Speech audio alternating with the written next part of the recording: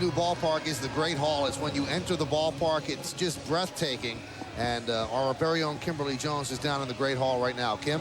Thank you, Michael. I'm surrounded by Yankee greats. It's fantastic. The banners hanging and lots of fans here. They're taking a break from watching the game live. They're probably watching it on the video scoreboard behind me, or the video board, I should say. There are ribbon boards as well. They are giving fans directions, because you do need directions on your first time here at the stadium. You might get lost, but you'll find your way, I promise. The Great Hall, 31,000 square feet. It was almost the pregame pulse of today's game. So I have a feeling this is going to be a popular gathering place for fans. Certainly picturesque, certainly grand, and that's why they call it the Great Hall, Michael.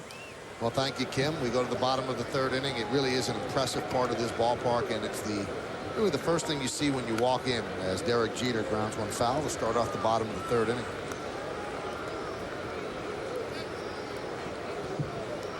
You know, you can't say enough about this ballpark.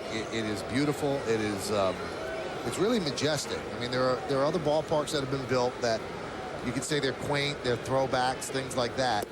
But this ballpark really has a majestic feel to it. The Yankees spent a lot of money building it. Obviously, they put a lot of care and planning into this, and the fans are going to love it when they come here. And I hope that it translates with the pictures that we send you on the YES Network. It's really, they did a great job. The sight lines, you know, we talked about it probably in the pregame show. The sight lines are amazing. The minute you walk in, on every angle, you just get incredible views all the way down one side of the field to the other side. 2-1. Ground ball, base hit through the left side. So Jeter likes the new ballpark. He's 2 for 2.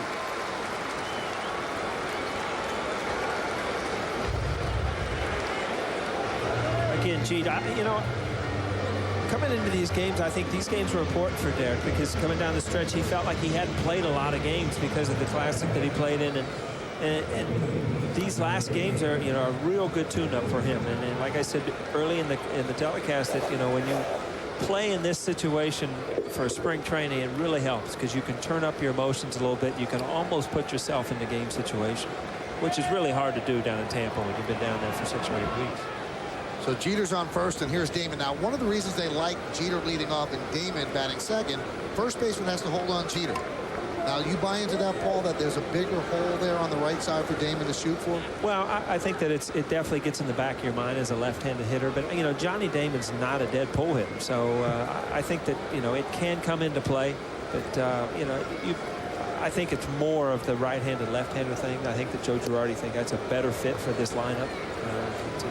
Both guys run well, so both guys are kind of free swingers, so I don't know that you're getting any difference other than the left-handed, right-handed. Now, there is also a variable that's involved in this as well. Derek, the last 2 years, has had a propensity to hit into double plays. In fact, over the last 2 years, he's hit into 45 double plays. Now, ironically enough, in the first inning of the last 2 years, he's hit into 15 double plays. So a third of his double plays came in the first inning. So if he's leading off, David, he can't hit into a double play in that first inning. Well, he's also been tremendous at just getting on base. You know, his on-base percentage for his career is off the charts. It's actually better than Johnny Damon's throughout their career. Johnny Damon can handle the bat. He can go either way. He can turn. He's a good situational hitter. I know Derek loves batting second, always has. But the way he's taken to this transition, he's handled it very well. And it came on pretty quickly towards the end of spring training as well. And the way it came about is that Derek was at the WBC, as Paul said, and Posada, they needed to get him at bats. So they let him off in spring training games for a couple of games, and they had Damon batting second. And Kevin Long turned to Joe Girardi, Kevin Long, the hitting coach, and said, you know what, this isn't a bad idea. I think Damon's a good number 2 hitter. And that started the thought process for Girardi, and Jeter doesn't mind. That one is scooped to right field. Johnson is there. I'll make the play. Now, Jeter, of course, handles it the way he handles everything. He said, what's the big deal? I come to the plate 60 seconds sooner. There's something about leading off a game. It's kind of fun. But, I mean, the big thing in my mind, Derek Jeter scores runs. And in the leadoff spot, I mean, what a better guy to have on the base pass. I mean, when you talk about a guy that knows how to run the bases, has just great instincts on how to take the extra base and score runs, that's one of his strongest points as a baseball player in my mind. So get him out there, get him on his, you know, if you look at his numbers of doing these things, I mean, they're going to compare with anybody. Career 389 on base percentage just jumps off of the page at you. And like you said, Paulie, Derek's intangibles are also off the chart. The way he runs bases, goes first to third. You can almost see Johnny Damon there taking a shot at that hole. He was trying to pull that pitch. He got under it a little bit and hit a fly ball to right. You can kind of see them really trying to make this thing work. And Damon likes it. He's bought into it.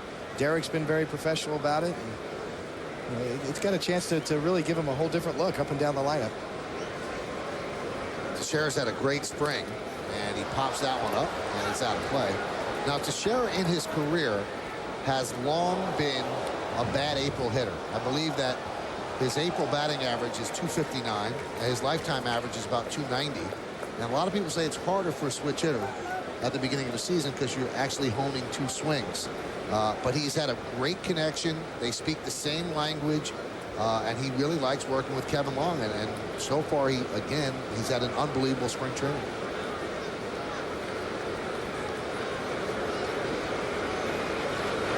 Swing and a miss, but he has not had a good night tonight. He has struck out twice against Ted Lilly. So Teixeira 0 for 2 with 2 Ks.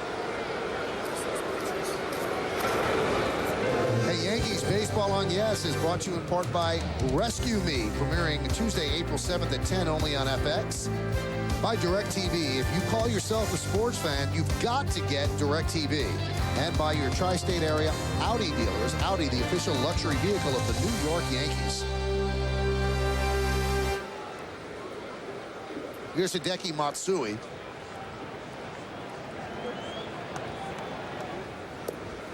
And the pitch is low and inside at 1-0. You know what? It looked great in the afternoon. It actually looks better at night. Kind of just jumps out at you, all the features of this ballpark. Yeah. I mean, the scoreboard, the colors, I mean, they're bright. The ballparks always look better to me at night anyway. I'm old school, but not that old school where every game should be played at day. That one's ripped foul. It actually went over the glove of Lee in fair territory, but kept hooking and landed foul.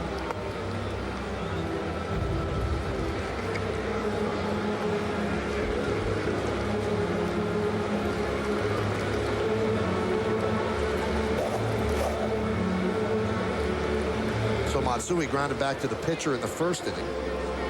Kind of noticed right there a little quirk down the right field line where some balls are going to catch in a little corner over there by where the ball boys sit. Right. Kind of shoot it straight out. So it could, you know, even though there's not a lot of quirky angles, there are down the lines here. A couple of angles that will affect doubles down the line.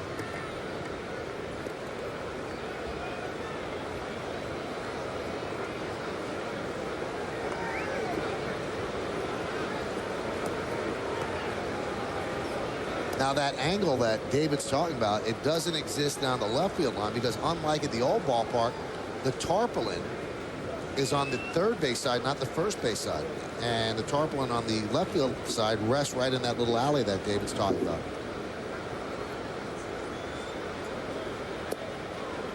Pitch is low. That tarp sits about where Derek Jeter jumped in the stands in that one game and about buried his nose in the first row. Going to have to be leaping over that tarp over there for pop-ups down the left field line.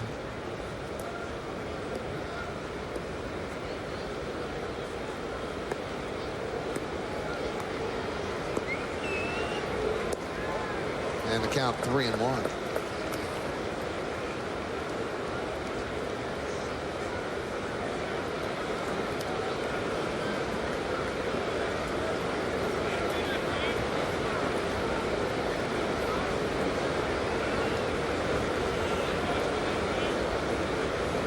Runner goes, pitch is swung and missed. The throw to second. Jeter comes back to first, and the throw gets away from Derek Lee, so Jeter will stay put.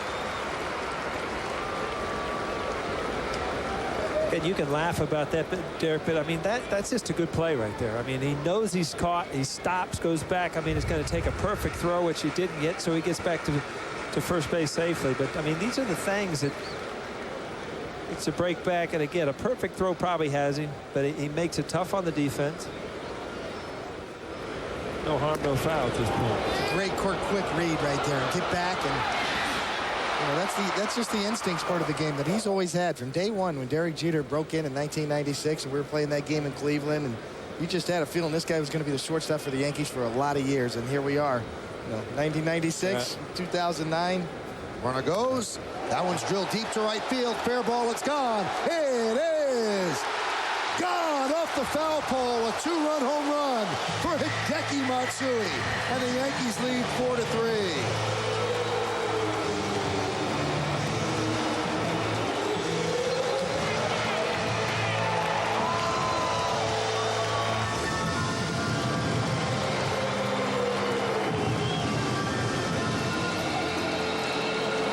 Second home run for the Yankees, one by Cano and one here by Matsui.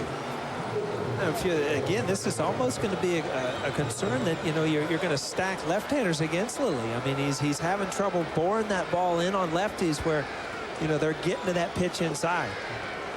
And that's one you don't want to waste there. How many times are you going to hit the foul pole? You don't want to waste that in spring training. That foul pole 90 feet high. And he just caught the edge of it. It was heading foul, but just he used some body English or body Japanese to get it to hit the foul pole. And that's his 4th home run of the spring. Joe Girardi likes what he sees. 1-0 to Posada.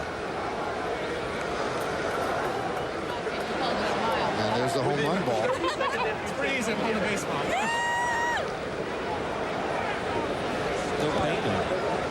Stadium left marks on the ball.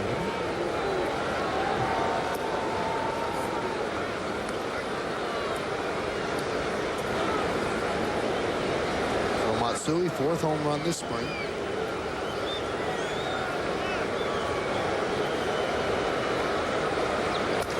Ground ball right side. Aaron Miles knocks it down. He's got time, and that'll do it.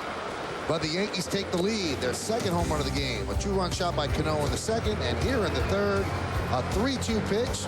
Derek Jeter running from first, and Matsui sends it down the line. Will it hit the foul pole? Oh, yeah, it's got a little yellow paint on it. And the Yankees have a little 4-3 lead. When you smoke around kids, you expose them to thousands of chemicals that trigger severe health problems like painful ear infections, crippling asthma, deadly pneumonia. Cigarettes are eating you and your kids alive. Quit smoking today. Explore the full potential of your backyard with Maltese Pools and Spas. Whether it's above ground or in ground, our design team creates for you the pool you desire from a variety of sizes and freeform shapes. Maltese also has the sure way to relax and relieve your stress with one of our many soothing spas. Our water testing center and parts department help you maintain your pool and spa for years to come. Visit Maltese Pools and Spas. Why? Because you deserve it. Why move? Just improve. Let the experts help you create a more comfortable, efficient, and beautiful living space now while maximizing the value of your home. Start with the most preferred basement remodeling brand in America, the Owens Corning Basement Finishing System. Turn that wasted space into your favorite place. It installs in about 2 weeks and is backed by a lifetime limited warranty. Or create additional space with an Owens Corning fiberglass SunSuite sunroom. Its energy-efficient design provides the comfort you expect from the Owens Corning brand. And turn pink into green with Owens Corning Solace windows. Beautiful and efficient, Owens Corning Solace windows can help you use less energy, produce fewer emissions, and save on your home's heating and cooling costs. So why move when you can improve? Go with the brand you know and trust, Owens Corning. Call for your free in-home consultation. Qualified buyers make no payments until 2010. Call 1-800-NEW-ROOM or visit owenscorningnewroom.com. Hey fans, it's time for the Toyota text poll. Tonight's question is, which Yankee starting pitcher will win the most games this season? You can text your vote to 58772. Standard text messaging rates apply. And your choices are number 1, CC Sabathia, number 2, Chien-Ming Wang, number 3, AJ Burnett, number 4, Other. Goes by one name like Cher, Elvis, Other. Michael. That was a text poll, and this is the foul poll as we move to the 4th inning. And Chien-Ming Wang still in there.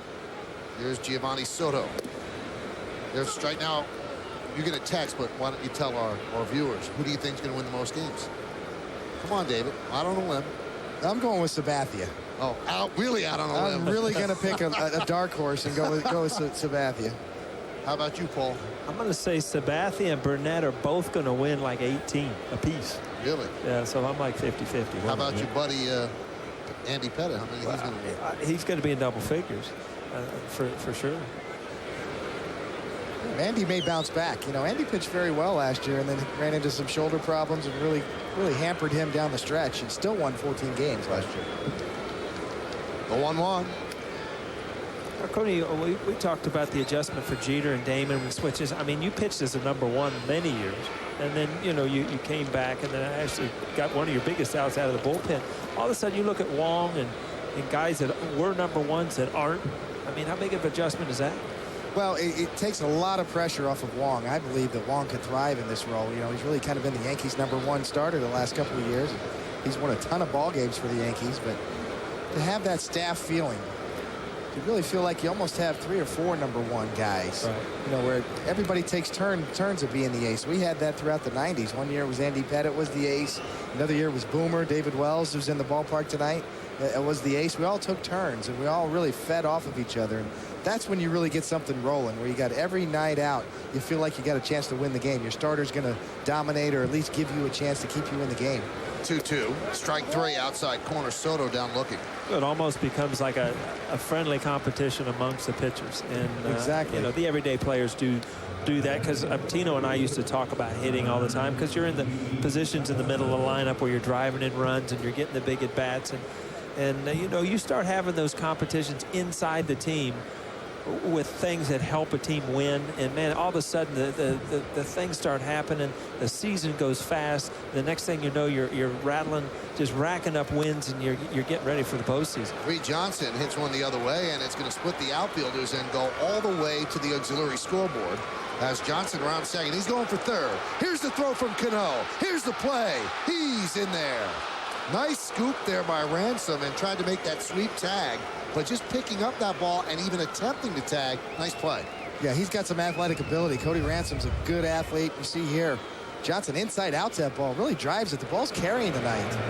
It is. The ball's quick to the outfield. It's quick to the wall. I mean, it's getting through the infield. I tell you what, if I was on the Yankees right now, I'd be real happy thinking that this is going to be a pretty good hitter's ballpark. See, Damon kind of fumbles it a little bit, gets it up, hits the cutoff guy. Cano just a little wide, but look at Ransom. What an athletic play to even attempt that. Complete confidence in his hands. He's going to backhand it and still try to make a tag, as opposed to trying to get in front of that ball and block it, keep it out of the dugout. That's the thing that really amazes me when you're sitting up here just watching on a replay, and how easy that play looks and how quick it happens to have hands that good. Yankees had the infield back. Terrio takes advantage of that. The run scores on the ground ball, and the game is now tied at 4.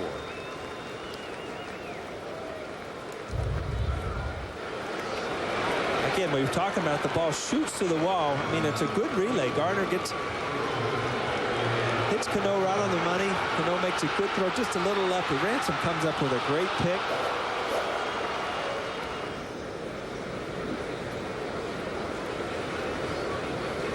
If you look at that play, I mean, you take it for granted because you work it over and over and over. A lot of things could go wrong on that. I mean, you could overthrow the cutoff man. The other cutter could throw it in. So many things can go wrong, and that's why you practice those little plays over and over again, because, you know, if you get a big out there, I mean, they don't even score a run. But defense is just day in and day out what keeps you in games. Jimmy Wong's thrown 50 pitches. 30 strikes. Here's Joey Gathright with an 0-1 count. Chopped slowly to short. Jeter has to hurry. He fields, fires, and Teixeira can't handle the throw. Gathright out of the left-handed batter's box is 3.3 to first base, which is blinding speed, and Jeter knew that. And this play here, I mean, Jeter can't discharge it to the point because he has to wait to get a good hop to throw off of. And, you know, it's funny, as a shortstop here, you almost have to wait for the ball, then come forward, and you know it's a bang-bang play. So, again, there's another defensive play that a lot of things can go wrong. With that being said, a good throw gets him. You know, Gathright was jammed a little bit. Really good pitch by Wong, and you know, Jeter still felt like he had to rush it with that kind of speed on the bases. Yeah, I mean, on the scorebook, that's a base hit. But again, you saw Jeter. It looked like he didn't get a clean grab out of his glove, and then when you throw you throw that ball without that perfect grip, sometimes you lose it left or right. Now, in your scoreboard, you're going to have to change it. It's an E6. It's not a hit. They just You know, gave it Michael, A6. I just put it down as a hit. The fact that you have a pen today is impressive. This is an official Yes Network pen, too. That's the big thing. When I tell Girardi this, he's going to be blown away. He probably sent it up here because I didn't bring it. Pitch out. And Posada goes up to get it. Now, this is a good test. This is what spring training's about. You know, you want to see how Posada's going to be able to throw out runners. And this isn't just a runner. This guy is a speed burner at first base. So a great test for Posada and his surgically repaired shoulder. You can see manager Joe Girardi there and Tony Pena giving the signs for pitch outs. All the running game is really called from the bench. Girardi, the manager, will relay to Tony Pena what he wants. Another pitch out. And a snap throw to first as Gathright gets back. Now you've put the pitcher in a hole, but with Chin-Ming Wang, who has good control, you can do that. There's certain pitchers you can't. Read that real loud, Michael. They just handed you a note. They just changed it to a hit. I was wrong. Good. I'm just glad to see you can admit that. You've come a long way in the past couple of years. You've helped me along. You really have. You could really sense all spring long, you know, Posada's passed major tests all spring with his throwing, and the Yankees really are counting on him to get back to old form and really be the everyday guy and catch 100, 120 games this year. And, you know, every chance they get, they're going to try to help him. 2 pitch outs. You know, they're really sensitive to getting Jorge going. Runner goes, and he double clutches and throws through, but Gathright has stolen base.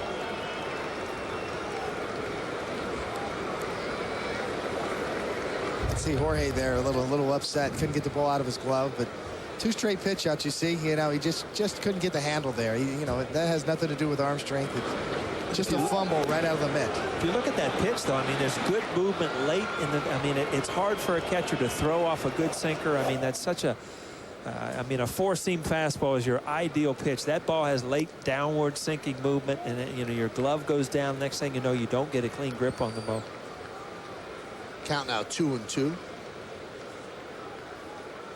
Gathright, the go-ahead run at second base. We're in the 4th inning. First game here at the new Yankee Stadium, an exhibition game, 4-4.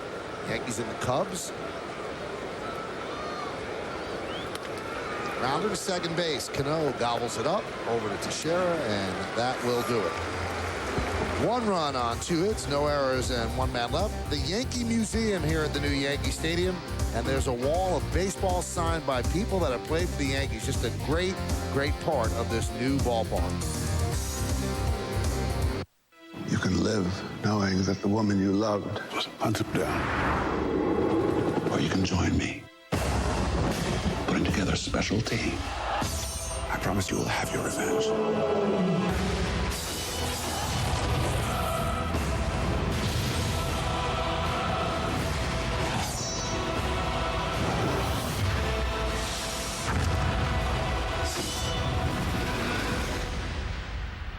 This film is not yet rated.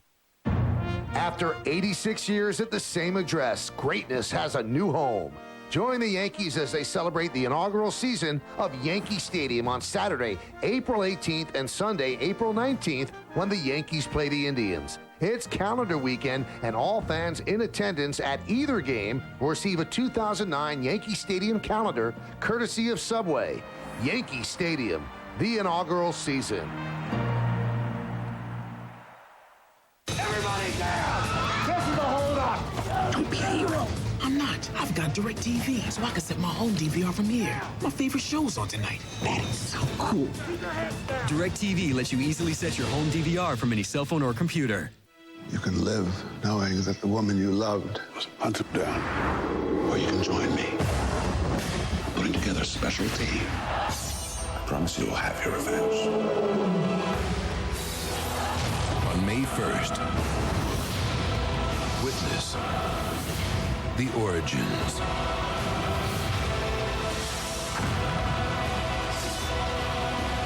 X-Men Origins Wolverine. This film is not yet rated. May 1st. If you wonder what's behind the batter's eye in center field, it's the Mohegan Sun Bar, where you could eat, drink, and watch the game through those windows. You're in center field as we zip you right into home plate, where Robinson Cano awaits. And the pitch by Lilly is a breaking ball strike. First time up, Cano hit the first home run here at the new Yankee Stadium. A long drive into right center field.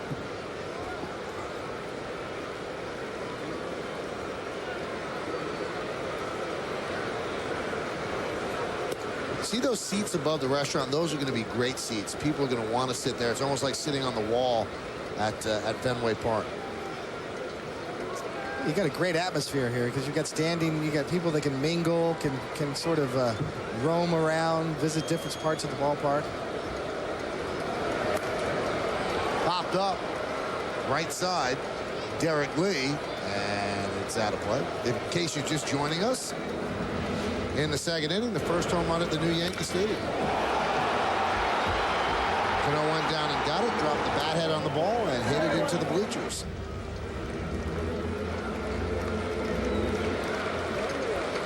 It's a 4-4 game. Yeah, there is a little portion where they left open above the bleachers that conceivably, you could still hit one out of this park completely. I mean, that's a real bomb up above the bleachers to the right. But you can still see the subway going by and kind of gives it that New York feel.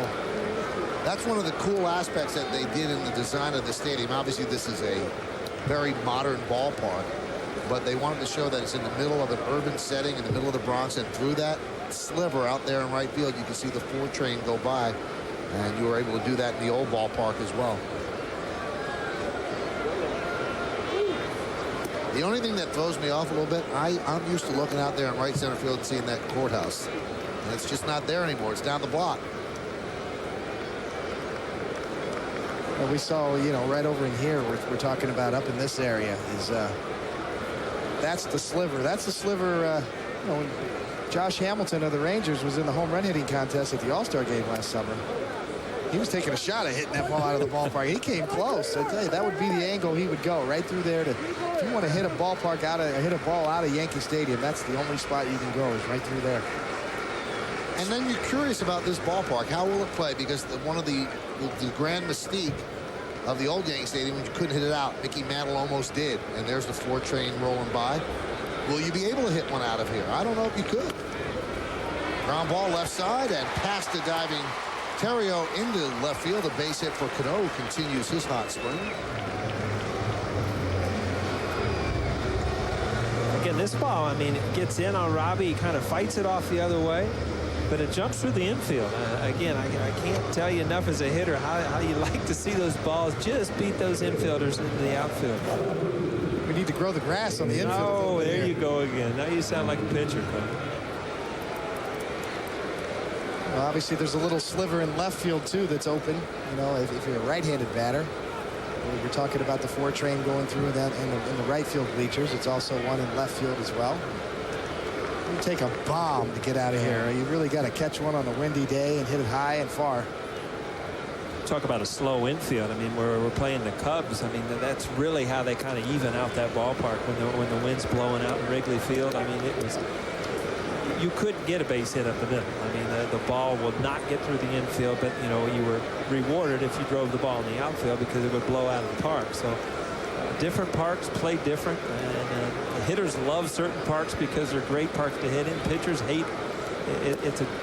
It's funny how you get off the bus and you would leave in Chicago. The first thing you would do as a hitter is to run out and see which way the flag was blown, and you'd hear the pitchers griping or the hitters griping as soon as you walked on the bus that morning. And through the years in baseball, grounds crews tailor the ballpark to the type of team that they have. Now, when Sparky Anderson was the manager of the Tigers, and it was Lou Whitaker and Alan Trammell who didn't have great range, I mean, you could actually lose a small child in the infield. I mean, the grass was so high because he didn't want ground balls to get through. And it's according to the infielders you have, if they're quick, what type of hitters you have. If you're a pitching-laden team, you're going to detail the ballpark to your liking and to your advantage. Pitches upstairs. Rain starting to come down a little bit harder here at Yankee Stadium.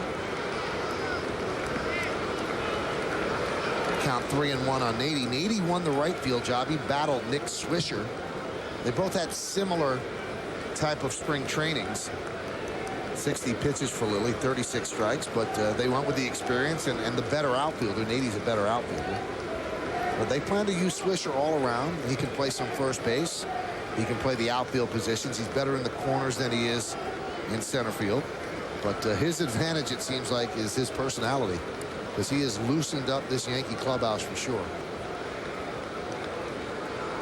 He was the DJ in spring training. He seems to be the guy who makes everybody laugh. That was the case certainly at the welcome home dinner last night. 80 tries to buy a ball inside, but it's called a strike by the home plate umpire Phil Cuzzy, and the count is full at 3-2. You've seen 80's last 4 seasons. Last year with the Yankees, 268, 12 homers, 40 ribbies, but overall 305, 25, and 97 with the Pirates and the Yankees.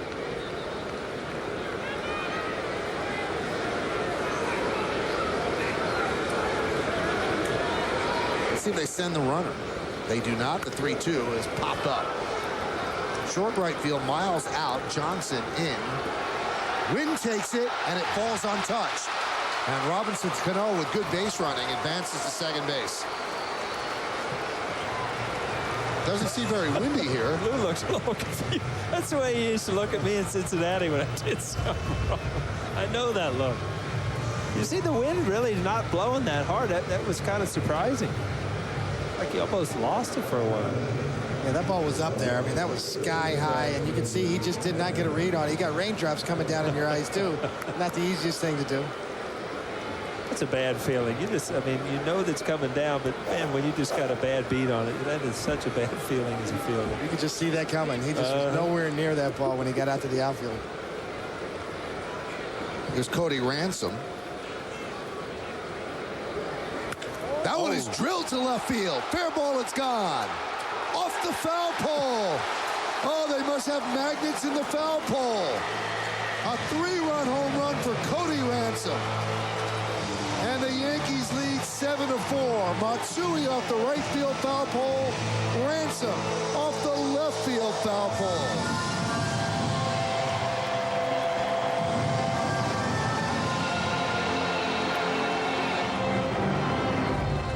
How often do you see 2 home runs off the foul? They must have bigger foul poles here or something, Cody. Well, that's what Cody Ransom gives you. You know, he's not just a fill-in utility guy. He's got some pop in his bat. 2 home runs in his first two at-bats when he broke in with the Yankees last year. You know, he can do a lot of things. He's a good athlete, and he can hit some home runs for you as well. And Brett Gardner takes a strike. So the Yankees with 3 home runs in this game, one by Cano, a legitimate one into the bleachers, and not that the ones on the foul pole were not legitimate, but certainly a little strange. A foul ball home run by Matsui, and that one by Ransom. There's a strike. And this is the one that Matsui hit. He hit the outside of the pole. And then Ransom smack dab in the middle. So the foul pole is getting a workout.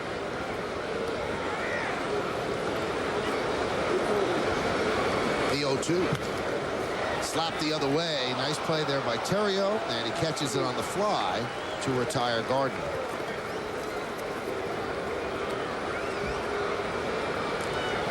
Well, they brought the bat from the old stadium, right? The gold bat, to see which way the wind's travel. I'm trying to look out by the flagpole. I don't think they did. I do not think they did. It was out by the flagpole. I see it there, but there's I don't see the bat. Nope. Oh, we'll figure this out. So you got to get some barometer of when the ball's carrying and not carrying. I think Mattingly might have bought it. That's right. That was a Mattingly bat. He's the one who figured out if he was pointing one way, that means the wind was... he was good enough to hit one way or the other, too, figuring out the wind. Here's Jeter. Swing and a miss. Jeter 2 for 2, a double and a single. Pulled both. The double down the third base line and the single to left field. Boy, you did see that look a lot, didn't you? Did you go down and say hello to Lou, give him a hug? I was going to, but I wasn't allowed on the field, so I just came right back up to the booth. That's right. They wouldn't let you in. See, Lou really wouldn't let you in, even if you had a credential. Larry Rothschild, the pitching coach, was in Cincinnati with him also.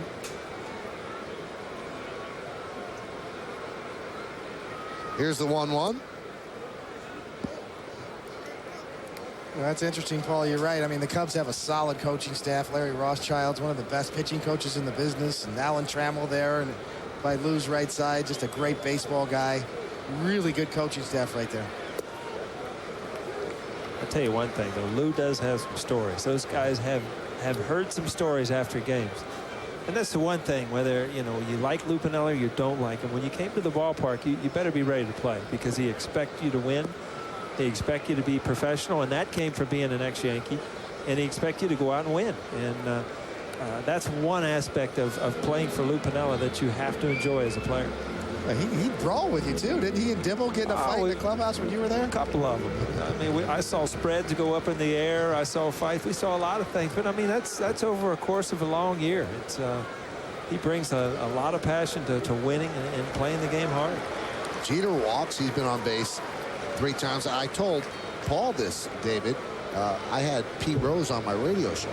And he said, you tell O'Neill he owes me everything. And I said, why? He said, because if I wasn't stupid enough to gamble, he would never have been traded from the Reds. The only reason they traded him was because Piniella hated his guts. He said, if I was still the manager and I didn't get suspended, he would never have been traded, ever. I'm going to ask Lou that tomorrow. Lou, did you hate my guts? Did you hate my guts, Lou? Make sure there's a camera there so we can record it. And we're on tomorrow. Yankees and the Cubs tomorrow at 1 o'clock. You can see the ballpark in the day right here on Yes, making that appointment viewing as Johnny Damon rips one foul into the seats.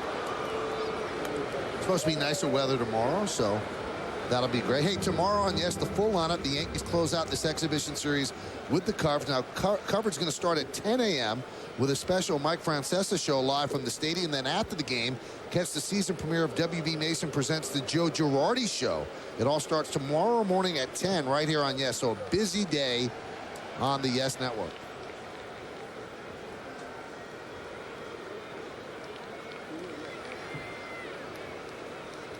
The 0-1. Breaking ball strike. I'll tell you one thing I do remember about Lou is Lou loved to talk hitting, and he loved to work with hitters. So I'd go in after a bad game, and of course he'd call you in the office, and he'd want me to get in your stance. I want to look at your stance. Well, and he's in his underwear, right? So I'm taking a batting lesson at 11 o'clock at night with the guy in his underwear. You know, it's kind of a strange thing. Well, he came up with this one thing that he thought I was getting back on my heels. Right. So he built up the top of my the heels, so I was hitting basically in high heels. I mean, he elevated my heels, so I had to lean forward. So this kind of looks like a golf swing, doesn't it? Release the club. See that? So the next problem was, as soon as I did hit the ball, how you going to run? Because my heels are flopping out of my shoes. So, but I tell you, he would just spend hours worrying about hitters, and he knew a lot about hitting. Donnie Mattingly credits Lou to changing his career. I mean, he knew that much about hitting. Alex Rodriguez has great things to say about Lou, and Lou was a manager with the Seattle Mariners. 3rd season here as the Cubs manager, 3-time manager of the year. Seattle, and the Cubs last year. And 1,701 wins, 14th all-time. And a .291 lifetime hitter, so he knew how to hit. That one is slapped to center field. Fukudome is there, 2 away. Well, he changed the career of a lot of young pitchers, too. He ran him out of town. Yeah. Pitchers and catchers had a little tough time with Lou. Now, we joke about the two of you had a sketchy relationship, but really what he wanted you to be a home run hitter, right? Well, he felt I was a better player than what I was playing, and I mean, I did respect him for that. And sometimes, when you try to force guys to do certain things, you just fall on your face, and that's what I felt like in Cincinnati.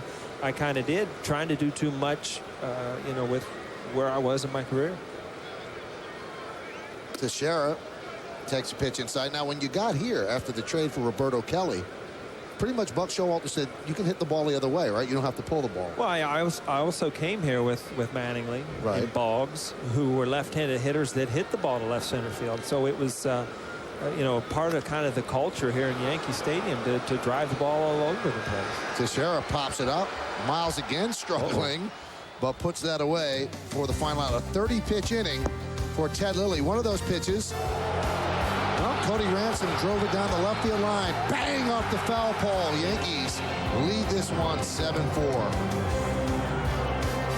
You want 6 fresh, delicious donuts for only $3? At Dunkin' Donuts, you can do it. Grab some Dunkin' Donuts to share with friends, family, and coworkers. For a short time, you can get 6 donuts for only $3. America runs on Dunkin'.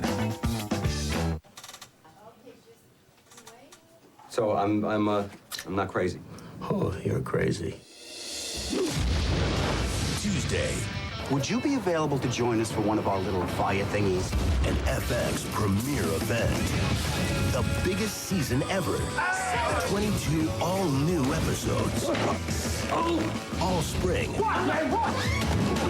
All summer. We're gonna burn in here, Tom. All new Rescue Me. It's go time, baby. Come on, let's get rolling. My dear little sweet hot minx. Hi. I'm Don.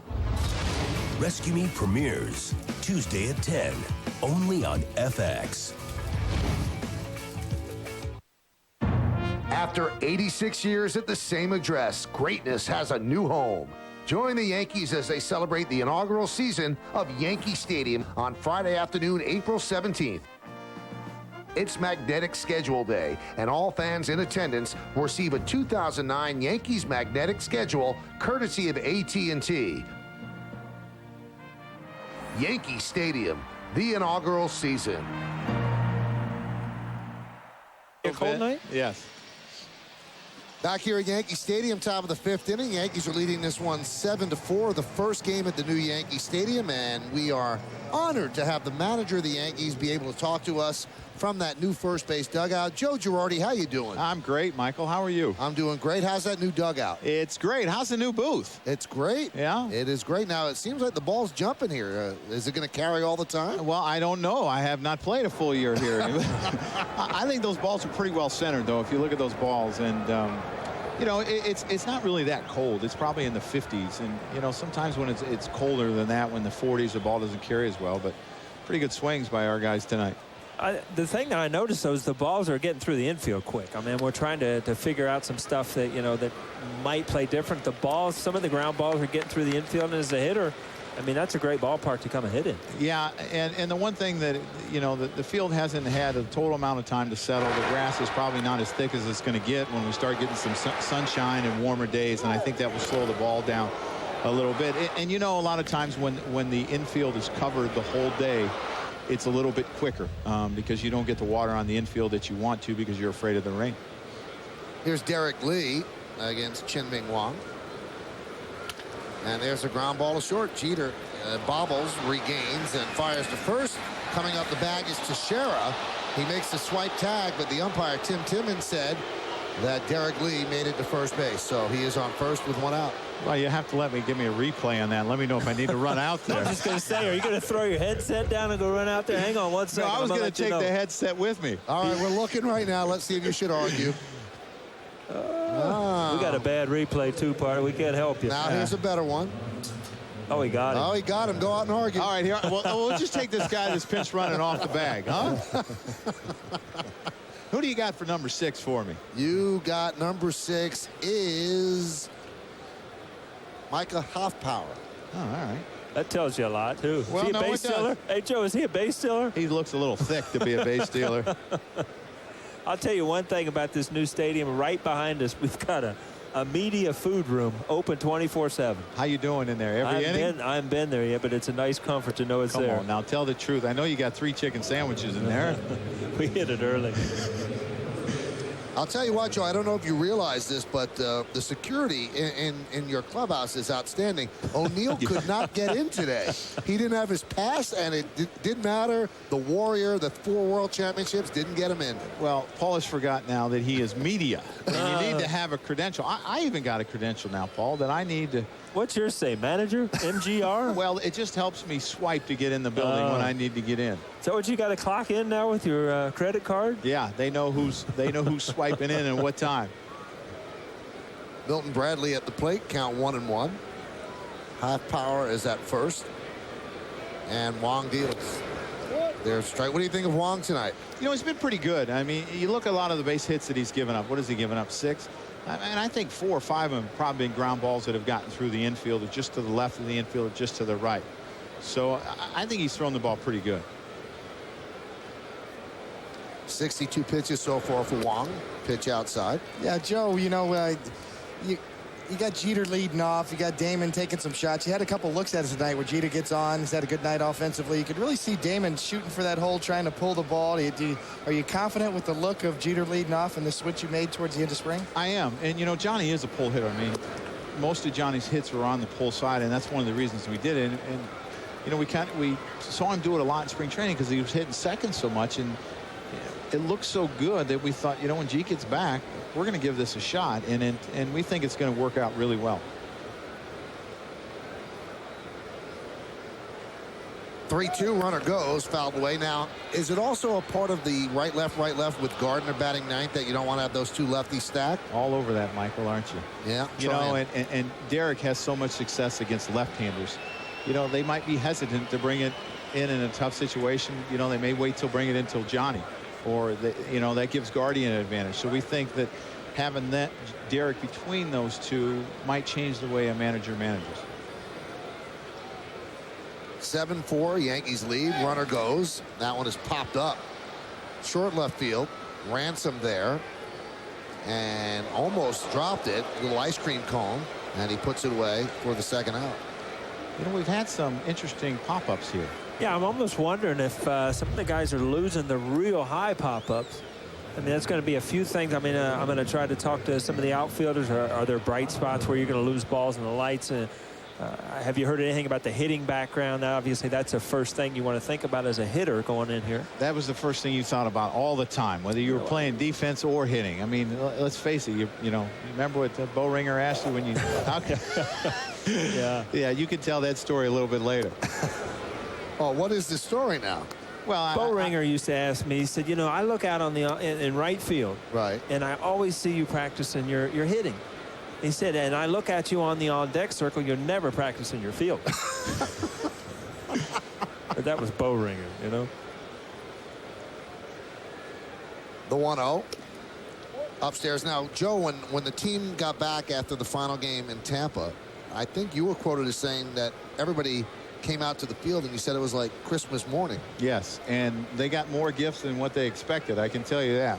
There was just a big smile on everyone's face, and I know Brian Bruni compared it to the first time he went to Disneyland. You know, the joy that you got in doing this, and the players loved it. And yesterday we had the first two groups hit, and you know, we had 10 of our guys hit, 10 of the guys that are going with us, and I told them after they hit, go ahead and go run, and you can go on in. And the guys didn't go in. They stayed out. I think they enjoyed their time so much on the field and taking in all the atmosphere that they waited another group, because we all had to shower and go to the dinner last night, and guys just wanted to be on the field. Yeah, Joe, I thought you said something really interesting at the welcome home dinner last night. You said, you know, we're getting used to winning again every day. We're getting that feeling back. And even though it's spring training, obvious exhibition records don't really count. But it seems like to me you put some emphasis on that, and you liked what you saw this spring with kind of the winning feeling coming back on a daily basis. I loved it. And you know, Coney, that all starts with your starting pitching. And your starting pitching gives you a chance to win every day. We've had 2 long winning streaks in spring training. I'm not exactly sure what they are, but they have been really good, and our guys have played really well. I've been very happy. Well, nice play there by Cano. Joe, we thank you very much, and enjoy your new stadium. We'll talk to you soon. Thanks, guys. All right, that's Joe Girardi. We go to the bottom of the 5th. We're halfway through. Yankees lead 7-4. You can live knowing that the woman you loved was hunted down. Or you can join me, putting together a special team. I promise you'll have your revenge. On May 1st, witness the origins.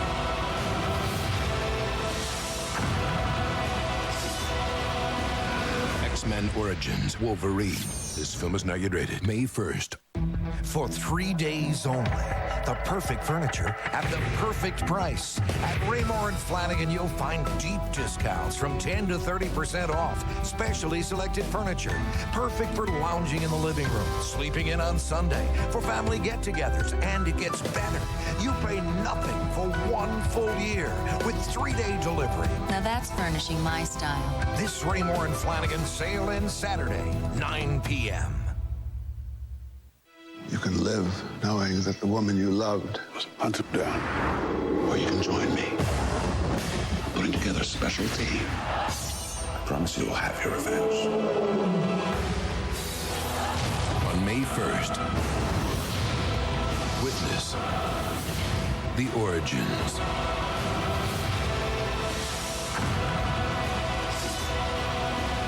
X-Men Origins Wolverine. This film is now rated May 1st. With a rearmed rotation and a reloaded lineup, the Yankees are ready for opening day, Monday. The 2009 season begins in Baltimore as CC Sabathia makes his Yankees debut against the Orioles. Yankees, Orioles, opening day coverage starts Monday at 3, only on Yes. Presented by Firestone, a tradition of innovation.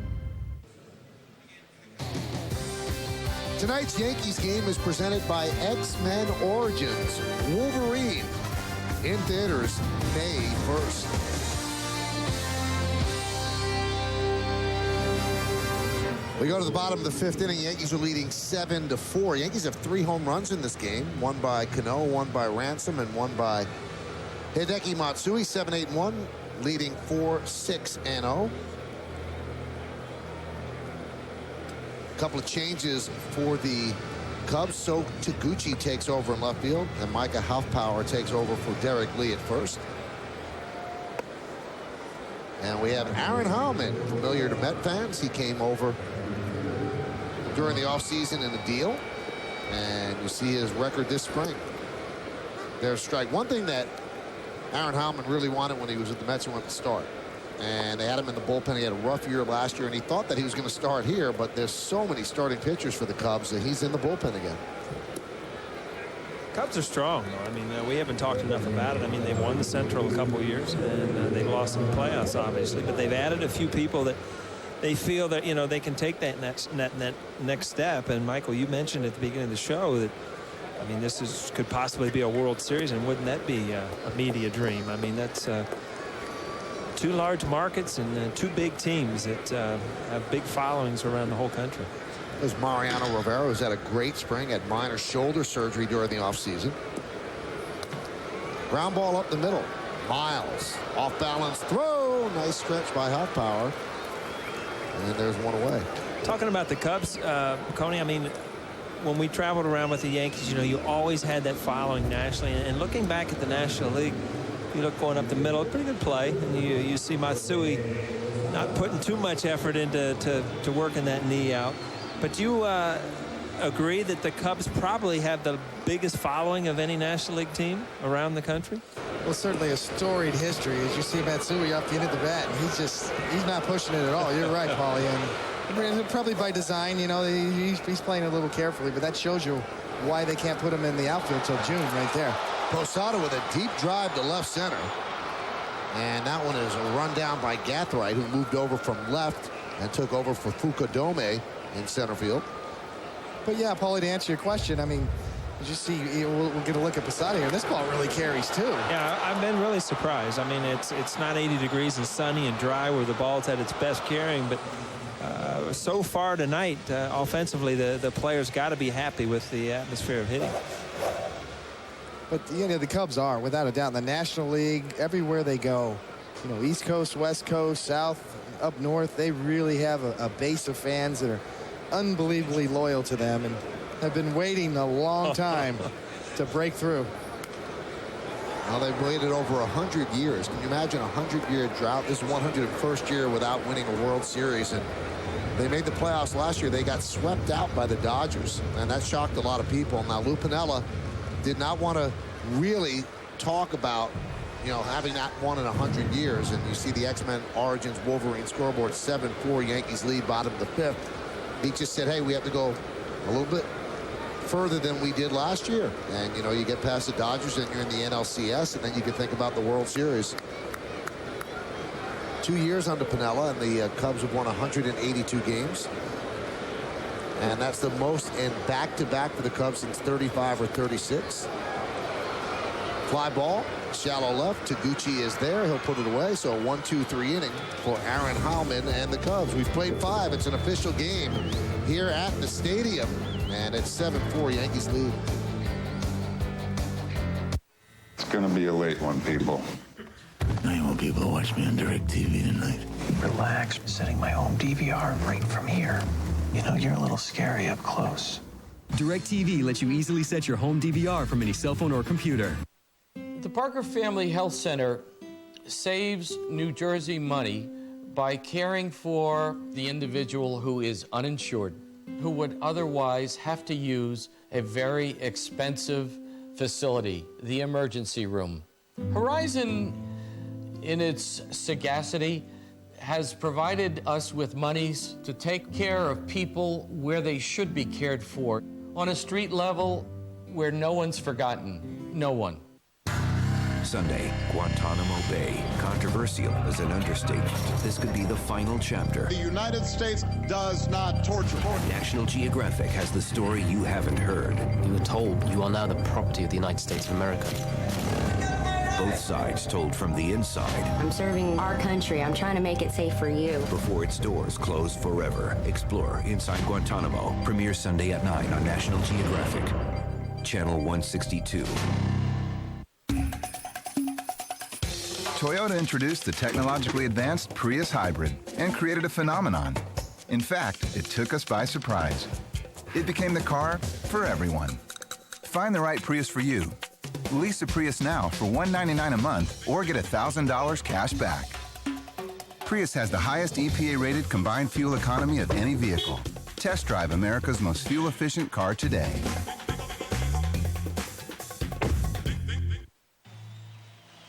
Bob Lorenz back with you, and I didn't exactly want to be in this spot, but replacing 1-0 with another. I'm out in the left field auxiliary scoreboard, and this is part of that blend of old and new at the new Yankee Stadium. It takes you back to that bygone era when Don Larson threw that perfect game for the Yankees. And what did you see on the auxiliary scoreboard, manually operated that day? You saw nothing but zeros across the board. Don Larson tossing one of the most memorable games in Yankees history. And if you look inside this manual scoreboard, it's the same thing. Kristen and Cooper are back here working tonight. They just want to let it be known that they want the job full time. They like the view, and it is a great view. As Michael, I get it back up to you. I'm going to stay here and watch a little bit of the game. I feel a little like Ron Burgundy. I'm in a glass case of emotion. Anyway, let's get it back to you. You know, Bob, I would pay money to have a screaming line drive right to that little box. You look like Charlie Weaver on the Hollywood Squares. Thanks. Or Alice in the Brady Bunch. Guess what? With that in mind, 0 marks the spot. See ya. You know what? If you're going to show up in one of the, don't go under the air. At least get a hit or something, you know? And Mariano Rivera puts up a lot of zeros, and he is in, and flashball. Hey, by the way, before we move on, we just heard from Bob, and we have to congratulate Bob. Everybody here at the Yes Network loves Bob. He does an unbelievable job, and this past Sunday, he won an Emmy for the best studio host in New York, and he is certainly that, and he deserves it, and he deserves it big time. So congratulations to our big zero out there. Bob Lorenz stuck in the scoreboard, but a well-deserved Emmy. We're all very, very proud of him. How's that? A little smiley face. Rivera deals to Soto, and the count 2-1. Mariano on the mound. He's the man who threw the last pitch at the old stadium. Brian Roberts with a ground ball to Cody Ransom, who made the put out at first base. The 2-1. Every once in a while, something will happen during the game that you know it's a spring training game. And then you look up and it's the top of the 6th inning and Mariano's in the game. So, again, you're getting ready. You're gearing up for Monday, but we've said it's a good way to do it by playing in a new ballpark in front of 50,000 people. Ground ball up the middle, and the out is made as Soto is retired. This copyrighted telecast is presented by authority of the New York Yankees. It may not be reproduced or retransmitted in any form, and the accounts and descriptions of this game may not be disseminated without the express written consent of the aforementioned New York Yankees. Obviously, some changes in the infield. Angel Baroa takes over at second base. And we will update you on the entire defensive schematic. Reed Johnson takes a pitch inside. I think we've got Shelley Duncan at first base as Derek Jeter's night is over. Derek had a good day. 2 for 2 with a walk. Every day Derek has is a good day. Grounded foul. New catcher you see, Jose Molina. And he hit the last home run at the old Yankee Stadium.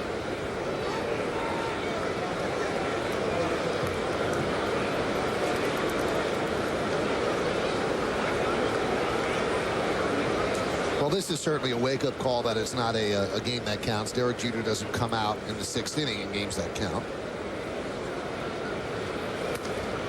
Fouled away. You know, we talked about it with Joe. Joe has mentioned, and he said this at the welcome home dinner, that the Yankees haven't lost a game in 10 days. And their record coming into tonight, 22-10-1. Only the Angels have won more games in spring training of the 30 major league teams. How important is it to win games in spring training? Well, you know, it can be overrated at times, you know, and usually you say that when your record isn't that good, you know, and you say, well, we're veterans, we're timing our, you know, we're timing our schedule, we're going to get ready in April. I've seen it work both ways, but you can sense with the Yankees not making the playoffs last year. Manager Joe Girardi said it. He wanted to build early. As you see, Mariano Rivera just missed with that patented cutter on the inside corner, but you know, Girardi really made a point to say, hey, we're getting used to winning every day. I don't care if it's spring training. I want that mentality. I want that attitude. And he's pushing it, and they're really happy with the spring they've had.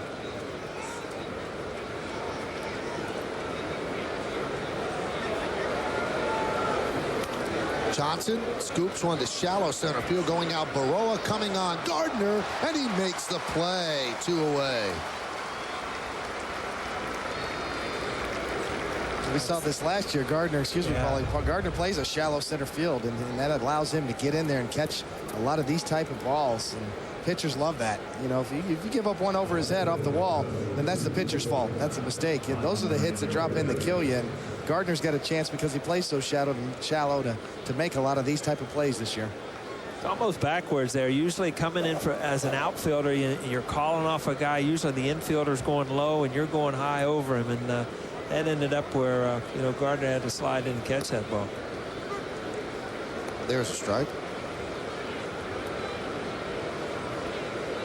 Or Mariano makes this game look awful easy, doesn't he? Whatever worries about his offseason shoulder surgery, he's really put to rest this spring. I mean, you still see that kind of movement, that late movement. He's such a natural. His delivery's so solid. He's an old school kind of long arm, circle and reach guy that gets good late movement on his pitches. And, you know, he's certainly proved that he's back and healthy from that surgery he had in the offseason.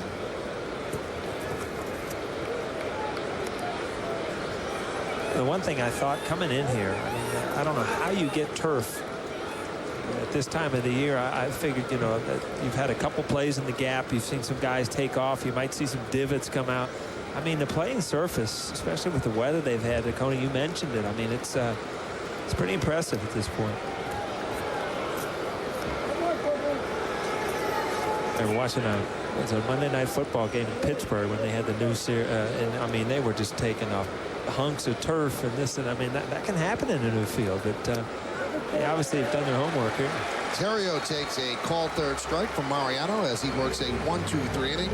He has been almost unhittable in spring training. We go to the bottom of the 6-7 Yanks. Time now for a word from our friends at the Fox Business Network. Hi, everybody. I'm David Asman from the Fox Business Network. Coming up tonight, a crash course in capitalism. After all, isn't that what America is all about? Now, believe it or not, it is working in Las Vegas. Market forces are actually taking hold there now. And this sure beats that kick the can syndrome where a company can declare bankruptcy again and again and again. And what's it going to take for capitalism to kick in for the rest of the nation? Text us your take. Old-fashioned capitalism is at a buy, a sell, or a hold. Well, it's called the Public-Private Investment Partnership. Huge loans from taxpayer dollars, and just a few insiders are going to profit. We mean profit big, huge. Brian Sullivan takes a timeout to tell us about the outrage on this one. And you may know her best from the pages of Sports Illustrated, the swimsuit issue. But she's more than just a pretty face. She is also a pitch woman, and Tori Praver swims right in a scoreboard to talk about her business model. Also, if an actor, an athlete, or a CEO is going to command top dollar, then shouldn't they prove it in their performance? You'd think that was a no-brainer. But not all of them do. Tonight, super sports agent Lee Steinberg and super entrepreneur Steve Forbes mix it up a bit to talk about pay for performance. Also, look who's at it again, Sacha Baron Cohen. From Borat to Bruno, all these stories and much more on America's Nightly Scoreboard at 7 p.m., 10 p.m. Eastern on the Fox Business Network. We'll see you there. Well, thanks a lot. Hey, Toyota is the official hybrid vehicle of the New York Yankees. To learn more or to just test drive one yourself, just visit your local Toyota dealer today. Xavier Nady leads off against Aaron Hellman, and that one is scooped to right field. Coming on is Johnson. He dives. He can't make the play. It's a base hit for Nady to start off the 6th inning. Coney, you always have to appreciate it from a pitcher. You see a guy come in, he takes an angle, can't quite make the play, but keep the ball in front of you. Any way you can at the end, keep the ball in front of you, keep him to a single. Doesn't start a big inning that one. Yeah, you love to see that effort, but you're right. At the last minute, you can see that he's going to give his body up to keep that ball in front of him. That's the type of player he is. He's a hard-nosed guy. He's a grinder. He's always played the game the right way. Here's Cody Ransom.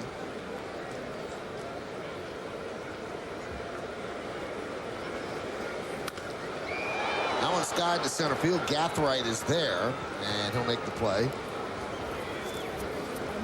for the first out. Hey, time for another look at tonight's Toyota text poll. Once again, the question, which Yankees pitcher will win the most games this season? You can text your vote to 58772, and standard text message rates certainly apply. And here's how you're voting. CC Sabathia, this is what you guys said. 47% think he'll win the most, and Chin-Ming Wang 34%. How about that? A.J. Burnett 14%, and other 5%. I mean, you look at that group of other, that's usually like an unknown. I mean, you're talking about Andy Pettitte, Chamberlain. I mean, those are big name pitchers to be in the other category, right? They are, and they got shortchanged a little bit there. You're right, Paulie. So did Burnett. Burnett's going to have a big year too. The thing I like about Sabathia is that he really showed me something down the stretch last year, pitching for the Milwaukee Brewers, taking the ball on 3 days rest, doing whatever, just giving himself up, carrying that team to the playoffs. I mean, he really earned his stripes last year. Speaking of Sabathia, obviously, and to me, that's the kind of guy you want to give the money to. If you're going to give big money to a free agent pitcher, you want to give it to the guy who earned it. And certainly Sabathia did everything in his power last year to help his team get to the playoffs. So, and he pitched huge innings. He pitched big games. You're right, Coney. I mean, is that a type of year that will show up next year? I mean, you've been through that down the line of some playoff contenders too. Yeah, it's possible, but he's still in the prime of his career. He's still young. You know, I just like the way he handled himself last year, and really was a selfless performer, and really did carry that team to the playoffs. Now, it's interesting. Doug Melvin, the GM of the Brewers, actually said he had never seen somebody that unselfish, who was about to become a free agent, about to really cash in on all of his success, and to take the ball the way he did on 3 days rest, 3 starts in a row, and carry his team into the playoffs. He said he's a hero here. And at one point, his agent actually said, I don't want you to do this. And Sabathia said, don't tell me what to do. My job is to get this team to the playoffs. And totally selfless. It's unbelievable. Not many players would do it. Now, you would think, well, why shouldn't they? Well, when you've got a big money payday coming up, if he just took the ball every 4 days, nobody would say anything. But he took it every 3 days. Got people out there body batters like And you look back, and this is nothing against Chin-Ming Wang, but I mean, he was the #1. I mean, he's a sinker ball pitcher. He's not going to go out and strike out 10 or 12. He's not the kind of guy that'll go out and absolutely just shut a team down by powering the ball by people. And Sabathia has that kind of stuff. So, to be a #1, a true #1, to me, is a guy who can go out and strike out 10, 12, 15 batters on a given night and just absolutely dominate a game. Served into left center field by Gardner. It's a base hit. Melky Cabrera will go to third. Going for 2 is Gardner. He's there. That's what he brings to the team. I mean, that's not a gimme double. A lot of guys would have stopped at first. It would have been first and third, but Gardner thought double out of the box. Well, you can see it right there, a little bit off the end of the bat, and there's just no doubt. He cuts the corner, and that's less effort. I mean, he didn't even really turn on the jets there. He knew he was going to make it, and he really is. He does have dynamic speed. There's guys who run well. There's guys with dynamic speed and guys who know how to run the bases, and Gardner's that guy. He can steal bases and run the bases, and that was effortless. He just has that gritty attitude where he's got to show up, and for him to be successful, he's got to play hard. He's got to play dirty. Getting dirty was what I mean. And those are the type of guys that I think Joe Girardi, that kind of caught his attention. This guy could possibly give us a little attitude and a lot of help with his speed. Here's Nick Swisher with a big cut. And the count 0-1. Swisher, a switch hitter, came over to the Yankees in a trade with the Chicago White Sox. In spring training, hit .240, a home run and 12 runs batted in. Justin Leone is the pinch runner at second base for Brett Gardner. That will not happen very often because Gardner is arguably the fastest man in baseball, certainly in the discussion.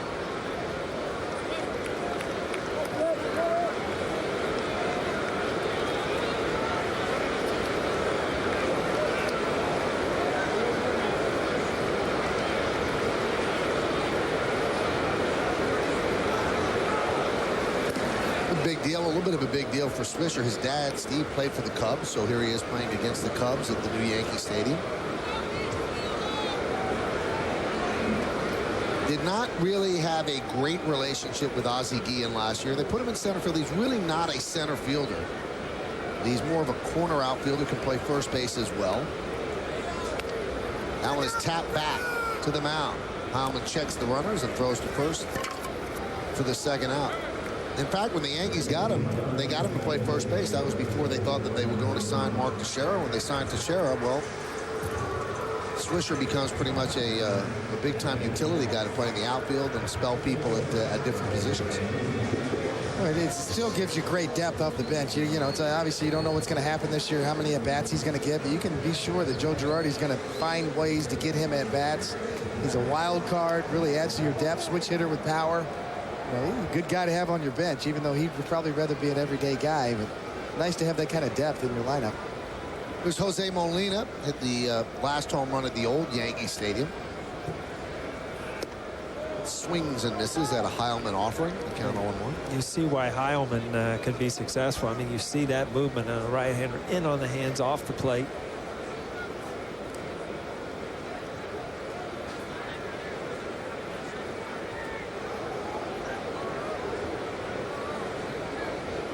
It'll be an 0-1. Count 1-1. No, Paulie, that is one of the question marks that really was answered recently by Lou Piniella and then Larry Rothschild, the pitching coach for the Cubs, was, you know, where's Heilman going to fit in? Who's going to be the closer? They announced it's going to be Kevin Gregg. They've got Carlos Marmol, who's just got electric stuff, great fastball and a slider. And where's Heilman going to fit into that mix? Kind of probably 6th, 7th inning guy.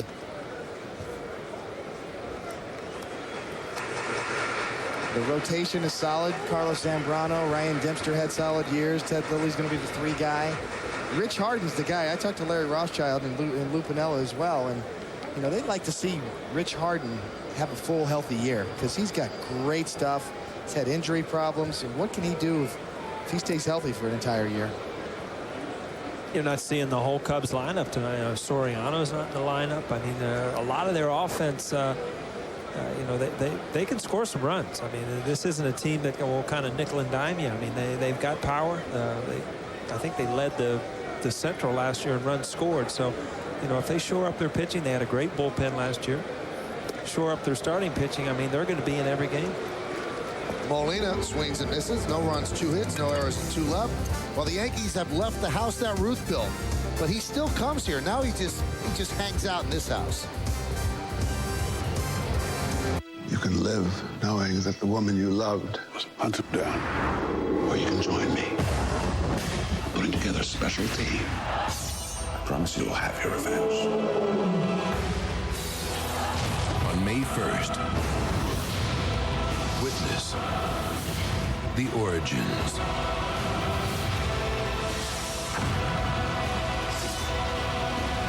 X-Men Origins Wolverine. This film is not yet rated. May 1st. I like this one. Thank you. Excuse me, sir! Can you tell me which coffee tastes better? Hey, definitely. This one. Thank you. In a national taste test, more hard-working Americans preferred the taste of Dunkin' over Starbucks. Want to try the coffee that won? You can do it. America runs on Dunkin'. Pick up 6 of your favorite donuts for only $3 at Dunkin' Donuts today. You can live knowing that the woman you loved was hunted down. Or you can join me. Putting together a special team. I promise you will have your revenge. On May 1st,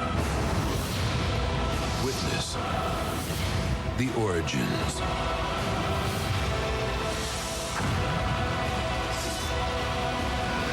X-Men Origins Wolverine. This film is not yet rated. May 1st. On an all-new center stage. I love being a Yankee. Can you still play? Yes, I can still play. Obviously, you need rhythm to play an instrument, and you need rhythm to play baseball.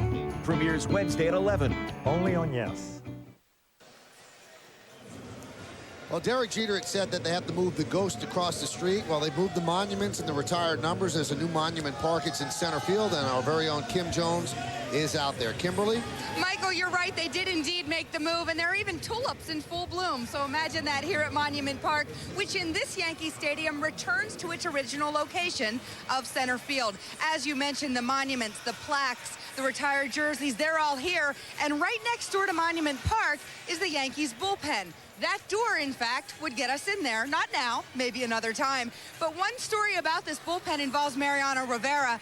Rivera asked the Yankees to move the mound. It was originally scheduled to face the opposite way. He preferred the other way. The Yankees said, we'll do it. So the mound is now to Mariano's liking. He also specifically asked that a door be installed to connect the bullpen to Monument Park. He likes to come in here sometimes, walk around, probably smell the tulips, and the Yankees again said, done deal. So Mariano got his mound, and he got his door to Monument Park, Michael.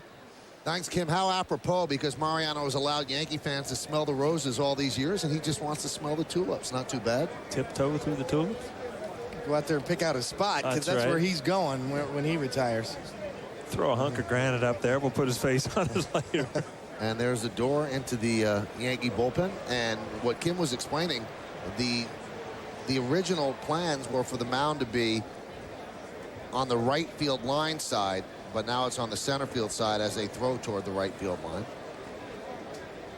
Jose Veras, a new pitcher, and he's had a good spring. 12 strikeouts in 11 1/3 innings. And he's an important player on this team. Jose Veras and Brian Bruni are going to be the guys that pitch that 8th inning. Gathright is gunned down, one away. Well, that's a hard slider right there on a left-hander, and that's how you can tell a good slider from a righty is when they tie up a left. Well, we hope you're enjoying the special sneak previews between innings of X-Men Origins Wolverine in theaters on May 1st.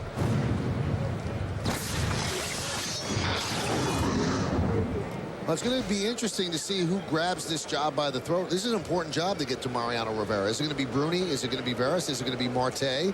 A lot of people actually think that could eventually be Phil Coke. That's how impressive he is. They don't look at him as a guy who could just get out left-handers, but I think starting the season, it'll be a combination of Veras and Bruni. Yeah, Veras pitched very well last year, and he's got swing and miss stuff. You like those power arms in that 8th inning role. Certainly Bruni fits that category. They both can run it up in the mid-90s. They have good breaking stuff, good finish pitches, and you know they've earned it. Jose Veras pitched well last year, and he's earned the right to be given important innings this year, whether that be 7th, 8th, whatever. Getting the ball to Mariano Rivera. Veras has got that swing and miss type stuff. Cody, say on Monday, I mean, you go to the 8th inning with a 1-run lead, and you've got a couple lefties coming up for the Orioles. Do you still think he goes to Veras, or do you go to Marte or to a lefty as a matchup? I think you've got to get Marte in some of those situations as well. That's what they got him for last year.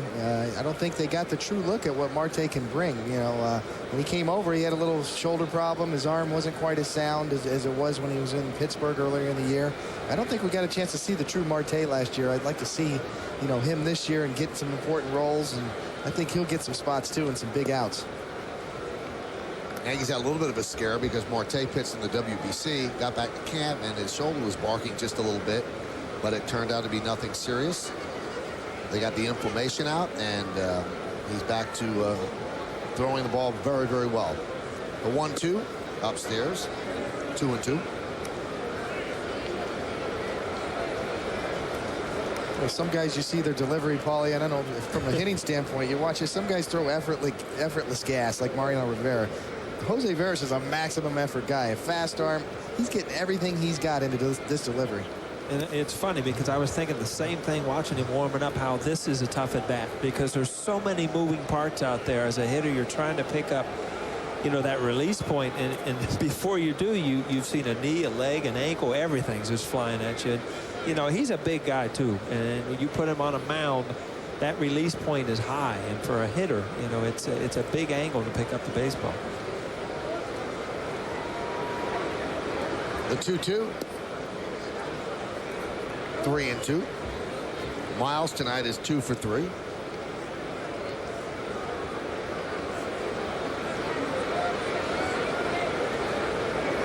Number 99 on deck.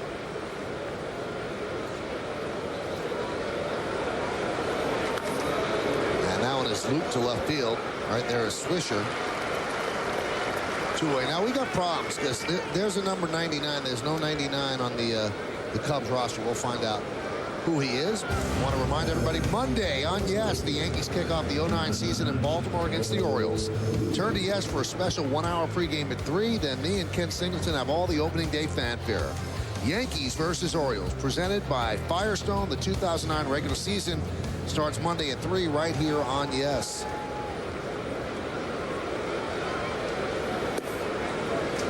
And there's strike to So Taguchi.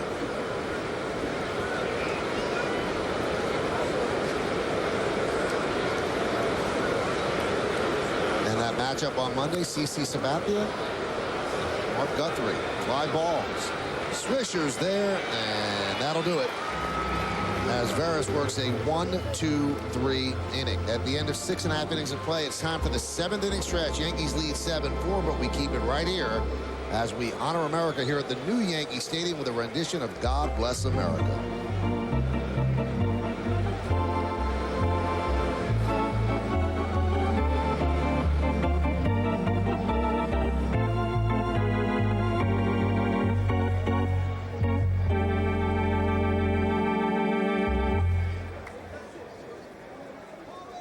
Your attention, please, ladies and gentlemen. Will you please rise and direct your attention now to the microphone behind home plate and welcome Decca Universal Classics recording artist Ronan Tynan. In honor of the servicemen and women stationed around the globe, Dr. Tynan will now sing God Bless America.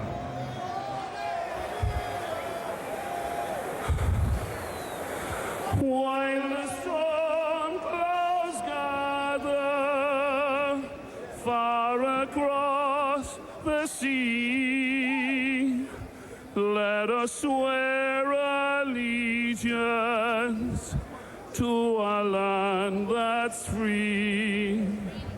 Let us all be grateful for a land so fair, as we raise our voices in a solemn prayer. God bless America, land that I love. Stand beside her and guide her through the night with a light from above. From the mountains to the prairies to the oceans white with foam. God bless America, my home sweet home. God bless America, my home sweet home.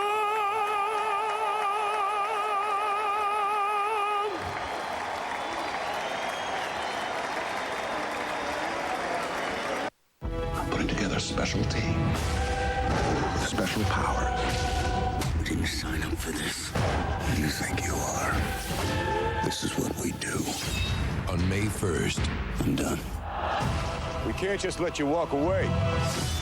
Witness. Hunt him down. The origins. Welcome to the war.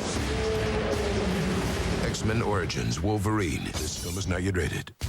When you smoke around kids, you expose them to thousands of chemicals that trigger severe health problems, like painful ear infections, crippling asthma, deadly pneumonia. Cigarettes are eating you and your kids alive. Quit smoking today. I'm putting together a special team with special powers. You didn't sign up for this. You think you are. This is what we do. On May 1st, I'm done. We can't just let you walk away. witness Hunt him down. the origins. Welcome to the war. X-Men Origins Wolverine. This film is not yet rated. Bob Lorenz back with the Tri-State Ford update. Want to remind you, couple things tomorrow. Game 2 of this exhibition series. Join Michael, Paul, Coney with that. 1 o'clock here on Yes, and then the season opener Monday in Baltimore. 4 o'clock. Shortly thereafter, the opening pitch. But join us for our full pregame coverage starting at 3 o'clock here on Yes. Michael, I wonder what time is Paul's wake-up call for tomorrow's game? Oh, the game starts at 1, probably about 12. I'm eating breakfast here tomorrow. That's what I'm doing. I'm coming. I'm going to do the full thing tomorrow. Hey, Paul Simon's here at the ballpark. We have, Paul, I'm telling you. Have you done? We have a center stage that we just did last week. You were telling me about it. He was phenomenal. That's awesome. Yeah. I tell you, one of my, memories that I remember at Yankee Stadium was him singing out at that with Joe DiMaggio Day out in center field by himself with the guitar. I mean, that was awesome. Ramiro Pena fouls it off. Ramiro Pena's impressed a lot of people with the Yankees. There's Paul Simon. I was pitching that day, Paulie. Is that right? I was warming up in the outfield, and I stopped. And It wasn't cool, right? I just sat down on the warning track, put my back against the wall, and watched Paul Simon. He told a great story about, he sang Mrs. Robinson, which has the line, "Where have you gone, Joe DiMaggio?" And he ran into Joe DiMaggio in a restaurant, and he said, he called him over. DiMaggio said, "Come sit down." And he said to him, "What do you mean? I'm here. What do you mean, where have I gone? I don't understand. I do Mr. Coffee ads. I'm here." And Paul said, well, it was kind of like the loss of innocence. It was meant as a tribute. And he goes, oh, now, but Paul Simon's favorite player growing up was Mickey Mantle. So Mickey Mantle asked another time, well, why couldn't you say, "Where have you gone, Mickey Mantle?" And Paul Simon said, "Syllables, Mick, all syllables." Didn't work in the lines, huh?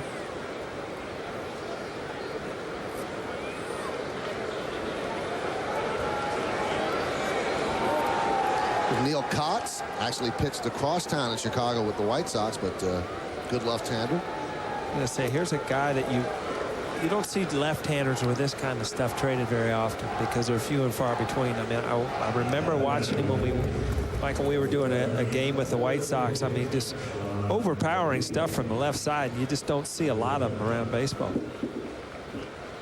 Now, Paul, one of the things that they talked about yesterday was the batter's eye in center field. Now, this is what's completely different. And one of the great things of the old stadium was when you hit a ball in the black. Well, there's no longer a black. I guess if you hit one against the restaurant, it's going to be a big deal.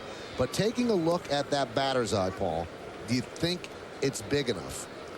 Yeah, I do. And I don't see that you can see it on TV. The only thing I would think as a hitter is, the restaurant in here is all glass. And the only thing I could see is sometime you get a glare off of that or, a shiny spot. You can't see, but this is all glass. It's a restaurant.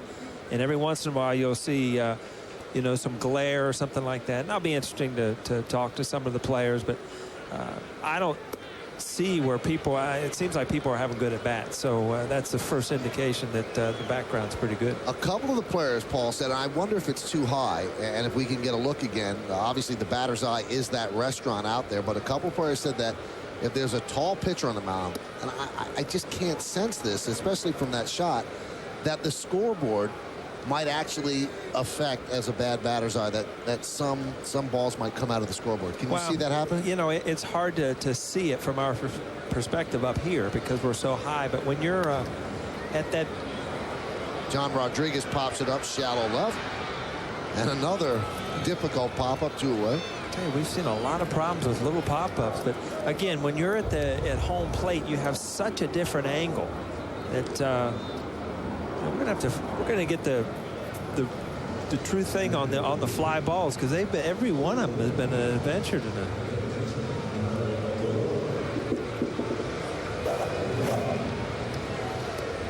But just from your eye, you think that's a good batter's eye, right? I would think so. Again, I think that they've done their homework, and it's dark. That's the big thing. I mean, you want a dark background. You just don't want any contrast of bright or white or anything like that. And from here, it looks like you're going to pick up the ball well. Angel Baroa swings and misses. He's had a very good spring. Guy used to be the Rookie of the Year. Was the Rookie of the Year with the Royals, and career kind of fell apart. Johnny Damon's capturing him forever. He actually beat out Matsui for Rookie of the Year. And I see that again. It looks like he's taking a picture of himself. Looks like he's got the camera backwards, doesn't it? You know what? He might be, or maybe he's looking at pictures right now. He's actually, he's got the camera toward home plate. But Tony Peña's the Yankee bench coach, and he was a manager when Baroa was the Rookie of the Year with the Royals. And I asked Tony, what's the difference? He said, he stopped working. He said, sometimes that happens. He said, I left. He goes, and he wasn't pushed. He goes, and he took a big step backward.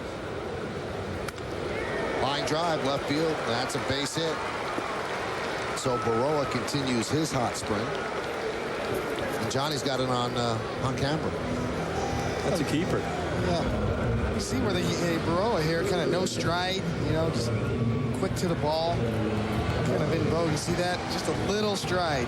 Kind of picks his foot up, gets it right back down. But the Yankees haven't made the final cuts. With A-Rod being injured, obviously. Moved Cody Ransom, who was going to be their super utility guy. So there's a spot open. They really don't know what that final roster is going to look like. I'm sure Joe Girardi knows, but he hasn't let us know whether it's going to be Baroa or Peña or who's going to be that utility guy. It's such a hard thing on a couple guys that you're going down to that last day, really not knowing exactly where you're going to go. You see Johnny Damon and Swisher. Boy, get those two knuckleheads together. You're going to get some good stuff going. Here's Shelley Duncan. And a 1-0. Now, the last time we took the shot of the batter's eye, Paul, we had a high camera. Now we have one of our cameramen down low. Tad, our cameraman, is down low. Now, from that angle, you think that everything's covered with the restaurant? I would think so. And there are some ballparks that I remember that, you would see the television screen and show all the stats and everything. And then when the at-bat started, it would actually go dark. So if they would have any kind of problems, you could do that. But it just doesn't seem. Guys aren't being fooled. Guys aren't freezing. It seems like, they're seeing the ball well. And you're right. So much of this stuff is part of the planning. I mean, HOK Architects did this ballpark, and they've done many, many ballparks. So they're not going to, have a batter's eye taken by surprise. So obviously they put together a nice batter's eye. From that view right there, that was a great shot, by the way. It almost looks like right above where Monument Park sits, or maybe some of the plaques might give off a little glare on a day game. I don't see the height really being an issue, but really right above the fence is between the restaurant and the fence is where Monument Park is. Sits right behind the fence. And some of the plaques you can almost see, at least from up here. And so, some of the monuments behind the center field fence may come into play. That would be a much easier fix. You could just get like a little shade, little draw down shade from the bottom of the restaurant down to the top of the fence. Tomorrow will be, yesterday they had batting practice in the sun, and tomorrow will be a day game. So that's usually a good indication of whether it's a good batter's eye because it gets so bright. There's some big names out there, boy. Mel Allen? How about that? Was he your guy growing up, Michael? You know what? Phil Rizzuto was, because Mel Allen kind of came back to the Yankees, and by that time I was in my 20s. But I said, other than my dad, the three male voices heard my house: Frank Messer, Phil Rizzuto, and Bill White. They did all the Yankee games. WPIX Channel 11. But Mel, actually, his first run with the Yankees ended in 1964. Now, growing up in the Midwest, Mel Allen was This Week of Baseball to me. Yeah. I'd turn on Saturday afternoon, and that was, back when they'd only show a show once a week, and you tune in for that. And Mel Allen was, This Week in Baseball. Well, he was great, too. Yeah. Larry Rothschild comes out. Don't know if he's going to signal to the bullpen. Hey, stick around after the final hour for a special Yankees post-game show. We'll have a look at all the sights and sounds from this first ever game at the new Yankee Stadium, including highlights of all the action and initial thoughts from the players after this grand opening. It's the Yankees post-game only on Yes. That's it for Neil Kotz, but not for us. We'll come back. More baseball to be played at the stadium. Yankees up 7-4. You want to see every Knicks game in HD? With IO-TV, you can. Verizon Fios Dish and AT&T, you can't. Every HD game of the Rangers? IO, you can. Verizon Fios Dish and AT&T? No. Every HD game of the Islanders? Every HD game of the Devils? With IO, you can. Verizon Fios Dish and AT&T? Sorry. HD is free with IO. So if the game is available in HD, with IO-TV, you can. Those other guys, they can't.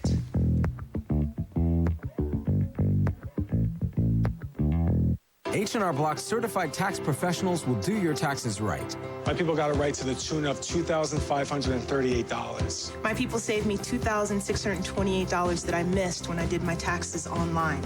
Last year, we found errors on 4 out of 5 returns prepared by others. That's why we have the confidence to guarantee you the maximum refund. My people got it right. With H&R Block, you've got people.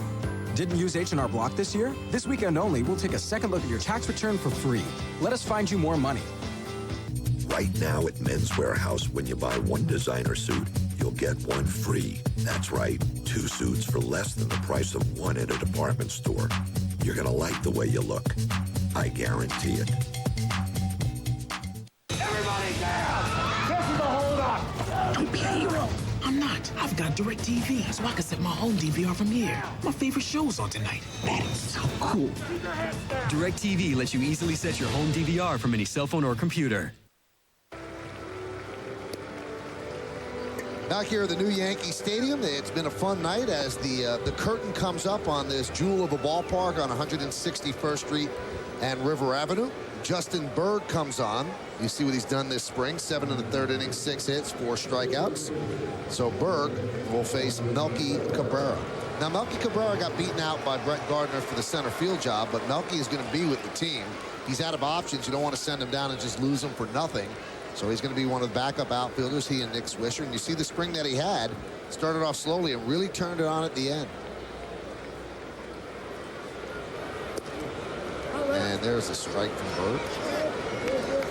Well, you can really see this spring with Melky, too. And Joe Girardi said it, that he was really happy with the spring that Melky had. Kevin Long, the hitting coach, has really been working with him to see more pitches, get on base more. His on-base percentage is really what sniped him the last couple of years, especially last year. And you see him be a little more selective and get on base, take your walks. You can see Melky really taking heart and really making that effort this spring to try to do that. And Melky had such a poor season last year that they sent him down to the minor leagues. That's a little bit of an eye-opener for a player. Melky to me is a kind of hitter that needs to be successful, needs to, hit 30 doubles, hit 300, and just be a good solid hitter. I think every once in a while he hits a good home run, and the next thing you know, he's a home run hitter. And then before you know it, you're kind of caught in the middle, hitting 10 home runs a year and only hitting 270. Melky turned loose on 3-0 and gets an infield single as the bases are loaded. Yeah. And I mean, the type of hitter he needs to be is, a contact hitter, driving the ball in the gaps, and his winter ball stats. I mean, he's led the league down there. And like I said, every once in a while last year, to me, I'd see him hit a home run, and the next week or two, he was trying to hit every ball out of the park. And you just got to remember what type of hitter you are at this level. So bases loaded. And here's Todd Linden.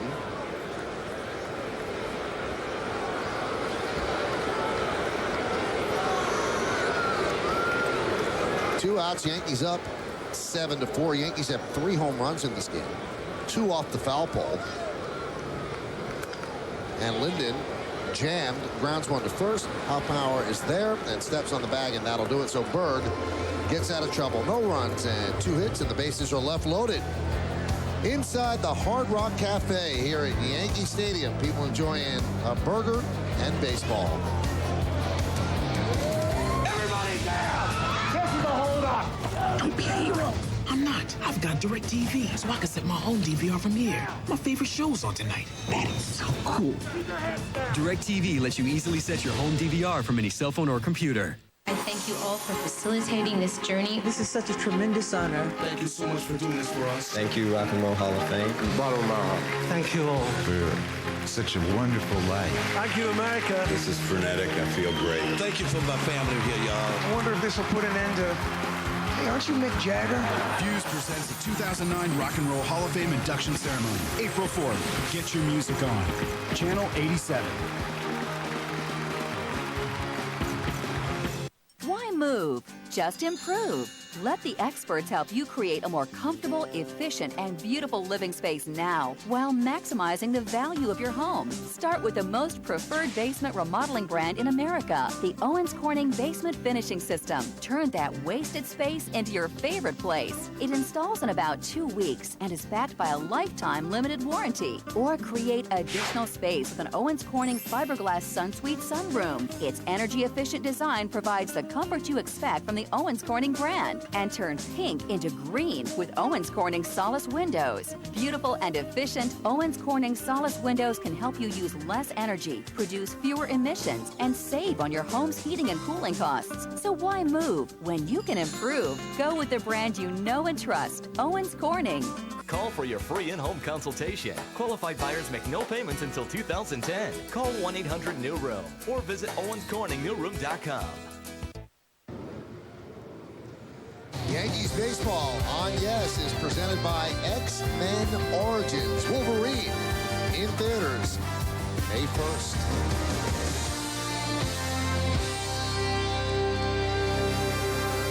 It is so weird.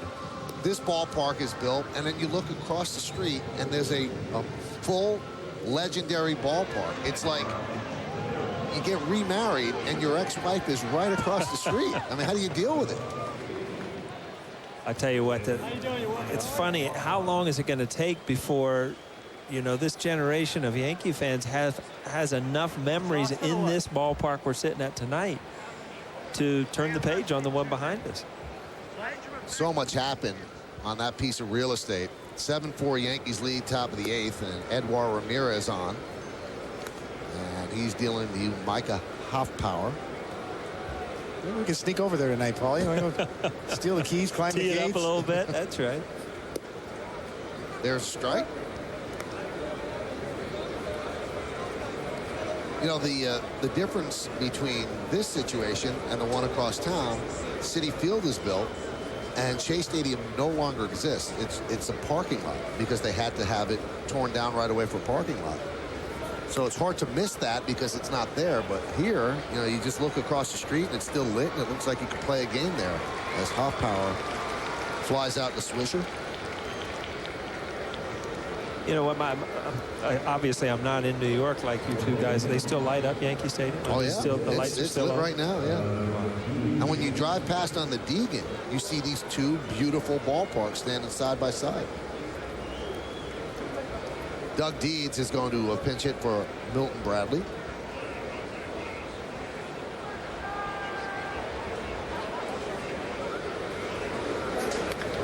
That one right in on the fist, popped up. Baroa puts it away, 2 down.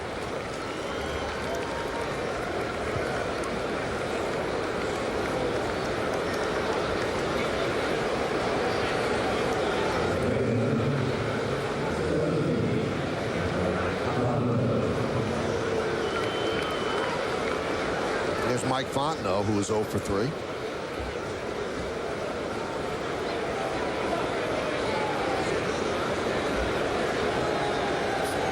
And the pitch outside. 1-0.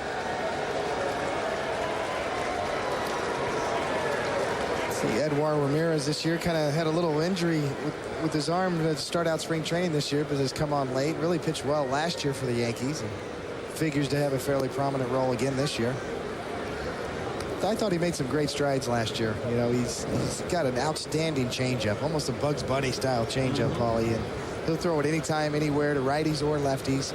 They'd like to get him to use his fastball a little more and be able to get inside the lefties. Same thing you were talking about with Ted Lilly. Difference for a pitcher, especially a right-handed pitcher to a left-handed batter, is not only the ability to pitch inside, but to pitch inside for strikes. Double up in there and prove you can get the ball.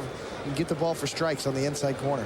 When I saw him get in trouble last year is not that he didn't throw his fastball enough, but he didn't throw it enough for strikes. And then you get to a point where you can't always be relying on that changeup. When you throw a fastball and you've got a great changeup, I mean, it's in the hitter's mind, you've got to pinpoint that fastball for strikes. If you start falling behind with that fastball, then people are going to start looking for your better pitch, and that's that changeup. The 2-2. Strike 3. Strong inning for Edouard Ramirez. The Cubs have gone down 11 in a row since the Jeter throwing error in the 5th inning. We go to the bottom of the 8th inning. Looking at the old Yankee Stadium, it's lit up, Paul. 7-4 Yanks. I'm putting together a special team with special powers. We didn't sign up for this. You think you are. This is what we do. On May 1st, I'm done. We can't just let you walk away. Witness. Hunt him down. The origins. Welcome to the war. X-Men Origins Wolverine. This film is not yet rated. After 86 years at the same address, greatness has a new home. Join the Yankees as they celebrate the inaugural season of Yankee Stadium on Saturday, April 18th and Sunday, April 19th, when the Yankees play the Indians. It's calendar weekend, and all fans in attendance at either game will receive a 2009 Yankee Stadium calendar, courtesy of Subway. Yankee Stadium, the inaugural season. It's gonna be a late one, people. I want people to watch me on DirecTV tonight. Relax, setting my home DVR right from here. You know, you're a little scary up close. DirecTV lets you easily set your home DVR from any cell phone or computer. I'm putting together a special team with special powers. We didn't sign up for this. You think you are. This is what we do. On May 1st, I'm done.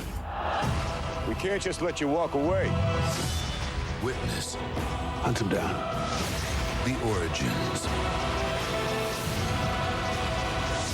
Welcome to the war. X-Men Origins Wolverine. This film is not yet rated. Hey, Monday on Yes, the Yankees start it all off. The 09 season begins in Baltimore against the Orioles, the first of 162. Turn to Yes for a special 1-hour pregame, which begins at 3. Then Ken Singleton and I have all the opening day fanfare. The Yankees with CC Sabathia on the mound against the Orioles, presented by Firestone. The 2009 regular season starts Monday at 3, right here on Yes. Justin Leone will lead off the 8th inning for the Yankees. So, Coney, how do you see this division coming out? For me, I don't think the Devil Rays are going to sneak up on anybody this year. I don't think it's going to be the same type of year for them. Boston's going to be there, obviously. Yeah, you still have to give the Rays the respect, because they really did come a long way last year. And they do have more in the pipeline. I mean, David Price is in AAA, and it won't be long before he's up. You see Kevin Gregg's numbers this spring, who's going to be the closer this year for the Cubs. He's had 61 saves over the past 2 years. But you're right, Paulie. I think the Rays people are going to gun for the Rays this year. They're going to have to really pick it up a notch. They're not going to surprise anybody. But the Red Sox, too, have a lot of depth. They've got John Smoltz waiting in the wings. Brad Penny's gotten healthy again for them. As power be part pitcher. of their power pitcher in their rotation. You can't overlook the Red Sox, because they've got that incredible depth, and Dustin Pedroia, the MVP, and Youkilis, they have an outstanding lineup. I think the American League East is probably the toughest division in baseball. By far. I agree 100%. I think the Cubs, again, were the best team in the National League last year. I think they probably will be again this year. They were snake bit in the first round of the playoffs the last couple of years. They need to get over that hump. You see Lou, they were devastated last year after having such a great year and getting knocked out in the first round again of the playoffs. So Kevin Gregg starts off Justin Leone with a walk. every year the surprises are out there. And, you know, I live in Cincinnati, so I kind of get caught up in the hype. And I think the Reds might be one of those surprise teams in the National League. And I'm trying to think, you know, in the American League, a team that might come from nowhere like the Rays did last year. You know, there's some rumblings in Seattle, but, you know, that's a long way to go from where they were. But, you know, it's a kind of a subpar division out there, but the Angels being the strength.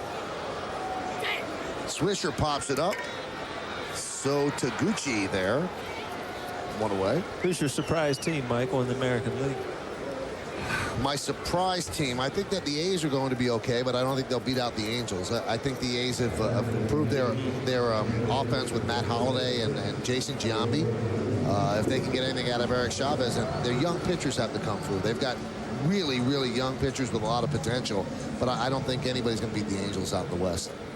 So I don't know if there's a surprise team, but most people are saying that the 3 best teams in baseball are in the American League East. Right. The Yankees, the Red Sox, and the Rays. You can make that argument, although with all due respect to the Cubs, I thought, you know, the fact that they got knocked out in the first round really diminished the type of year they had. A great year last year. You know, the Angels have got their problems too coming out of spring training. 3 of their starters are going to be on the DL, and you know, everybody's got pitching problems. But the Angels certainly are a little worried right now. They expect to get all 3 of those guys back. And also, they don't have K-Rod. They have Brian Fuentes. K-Rod signed with the Mets. They signed Fuentes from the Rockies, but they still have those great setup men in Arredondo and Shields. And that's been their strength for a long time. And they've got a great manager. Molina hits one the other way, a base hit. Justin Leone, round second. The ball bobbled out in right field by Johnson. So it's first and third for the Yankees and 1 out.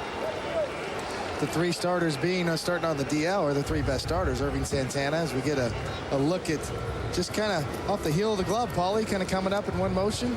Yeah, it's that's the one you kicked into the infield that one time, wasn't it? That's what happens when that ball doesn't behave. You just kick it. Hey, good time right now to thank everybody who puts this all together. The senior producer of the Yes Network, and tonight's game produced by Kevin Smolin, coordinating director John Moore, pre- and post-game produced by Bill Bolin and directed by Michael Cooney. The supervising producer of the Yes Network is Woody Fryman, and the executive producer of the Yes Network is Mr. John Filippelli. So thank you to all of those people. Pena takes a pitch outside, 1-0. Well, Paulie, if you're going to be a homer and pick the Reds, I'm going to have to throw some props to Kansas City, Michael's favorite town. My. Wait, I'm going to be in Kansas City this year. So you're showing me around. You find a good steakhouse. Yes, you could. Get you some barbecue. Lou used to have a big-time restaurant there, kind of a club, yeah. He did. Lou Piniella? Yeah. In Kansas? Oh, that's right. He was rookie of the year. Lou won the Rookie of the Year with the Royals. And the Yankees got him in a deal for Lindy McDaniel. And a great deal for the Yankees, as Piniella was a big part of their 77 and 78 championships.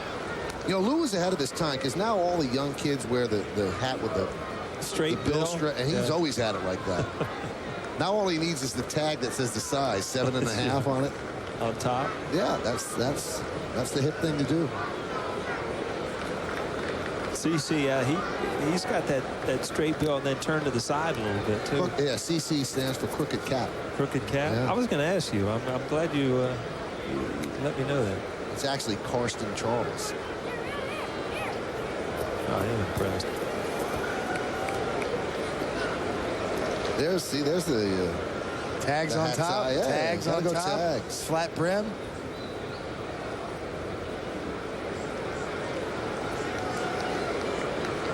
One-two. Foul that.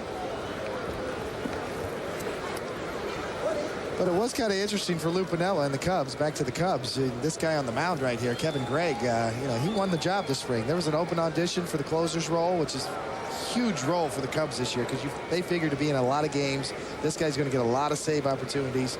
Carlos Marmol, who was the closer for the Dominican team in the WBC and took that big loss in that game in the WBC. He's got unbelievable stuff. He wanted to be the closer, you know, that was a tough choice. And Lou Piniella chose this kid right here, Kevin Gregg. As we said, 61 saves over the past 2 seasons, was with the Marlins. And here's your Cubs closer right here. And Kerry Wood, you know, he's with the Indians now, so that's you know, where a big void is out there.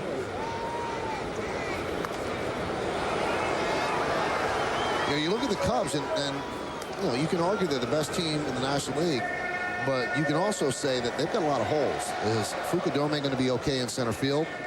Their closing situation, letting Kerry Wood get away, and a player that really did a lot for Lou, Mark DeRosa, who's been traded to the Cleveland Indians. He's going to be a big loss. Mark DeRosa is a good player. Foul back.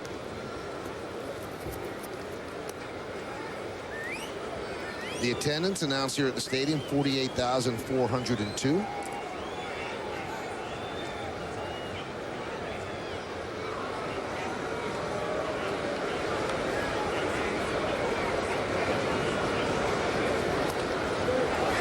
Tough at bat for Ramiro Pena. There's also ownership issues, Michael, with the Cubs. It's a Tribune company. You know, they're trying to complete the sale. It's almost near completion. For all those years of the Cubs being owned by the Tribune company, Wrigley Field, it's going to change, you know. It's Tom Ricketts is going to be the new owner. It's almost near deal for $900 million reportedly, which includes part of Comcast too, part of the deal.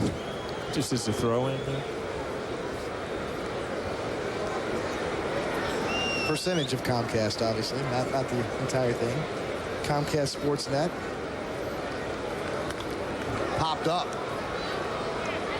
Drifting back and making the play for the second out. And there's two away. Greg had 21 saves last year for the Marlins, and the Marlins traded him because they had Lindstrom.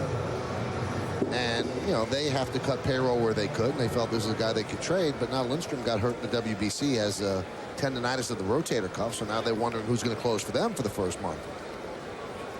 And Marlins are a team a lot of people think highly of. They have great starting pitching, good young pitchers, but their defense is dreadful, and that might come back to haunt them.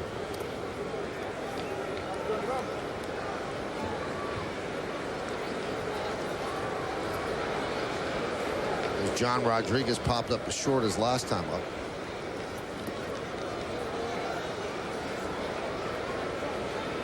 Count 0-2. Got to be kind of cool to be an extra guy and get in a bat at Yankee Stadium. And kind of get a taste of what it's like to walk in here and be part of a home team. I guess when you go back, you know what you're working for. The 2-1. Foul back over the screen. Yeah, it's always an interesting thing, you know, when you have these exhibition games in your home park and home cities, the cuts don't happen until almost the last day of spring training. These guys right here will go directly to AAA. Probably won't go back to Florida, although some of them may be caught in between, depending on when the minor league seasons actually pick up and start.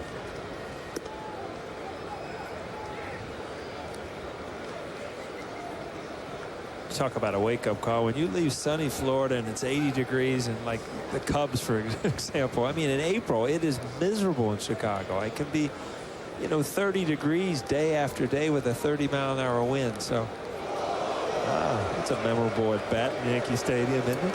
John Rodriguez gets plunked.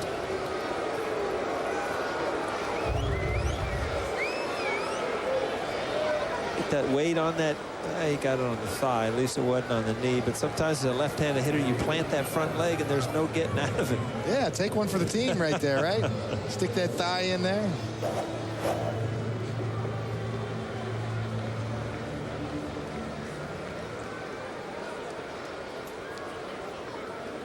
Here's Angel Baroa. He only gets that look when he's looking at pitchers, Paulie. He never gives that look to hitters. He did it. He gave that look to one right fielder who played for him. That was neat. There's a strike. Classic Lou Piniella expressions. Mumbling to himself. No strikes. What's he doing out there?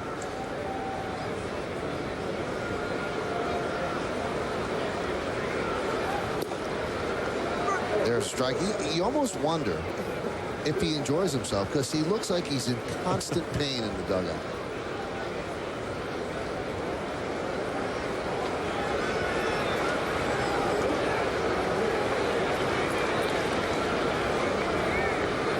I don't want to give the guy's name, but in a city where he once managed, he's really tough on catchers, which is what Billy Martin used to be. And I talked to one of the guys. I saw him outside in an event. I said, how is it? He goes, I really hate my life. I hate it. He said, every day is just the worst. He says he never, ever lets up, ever.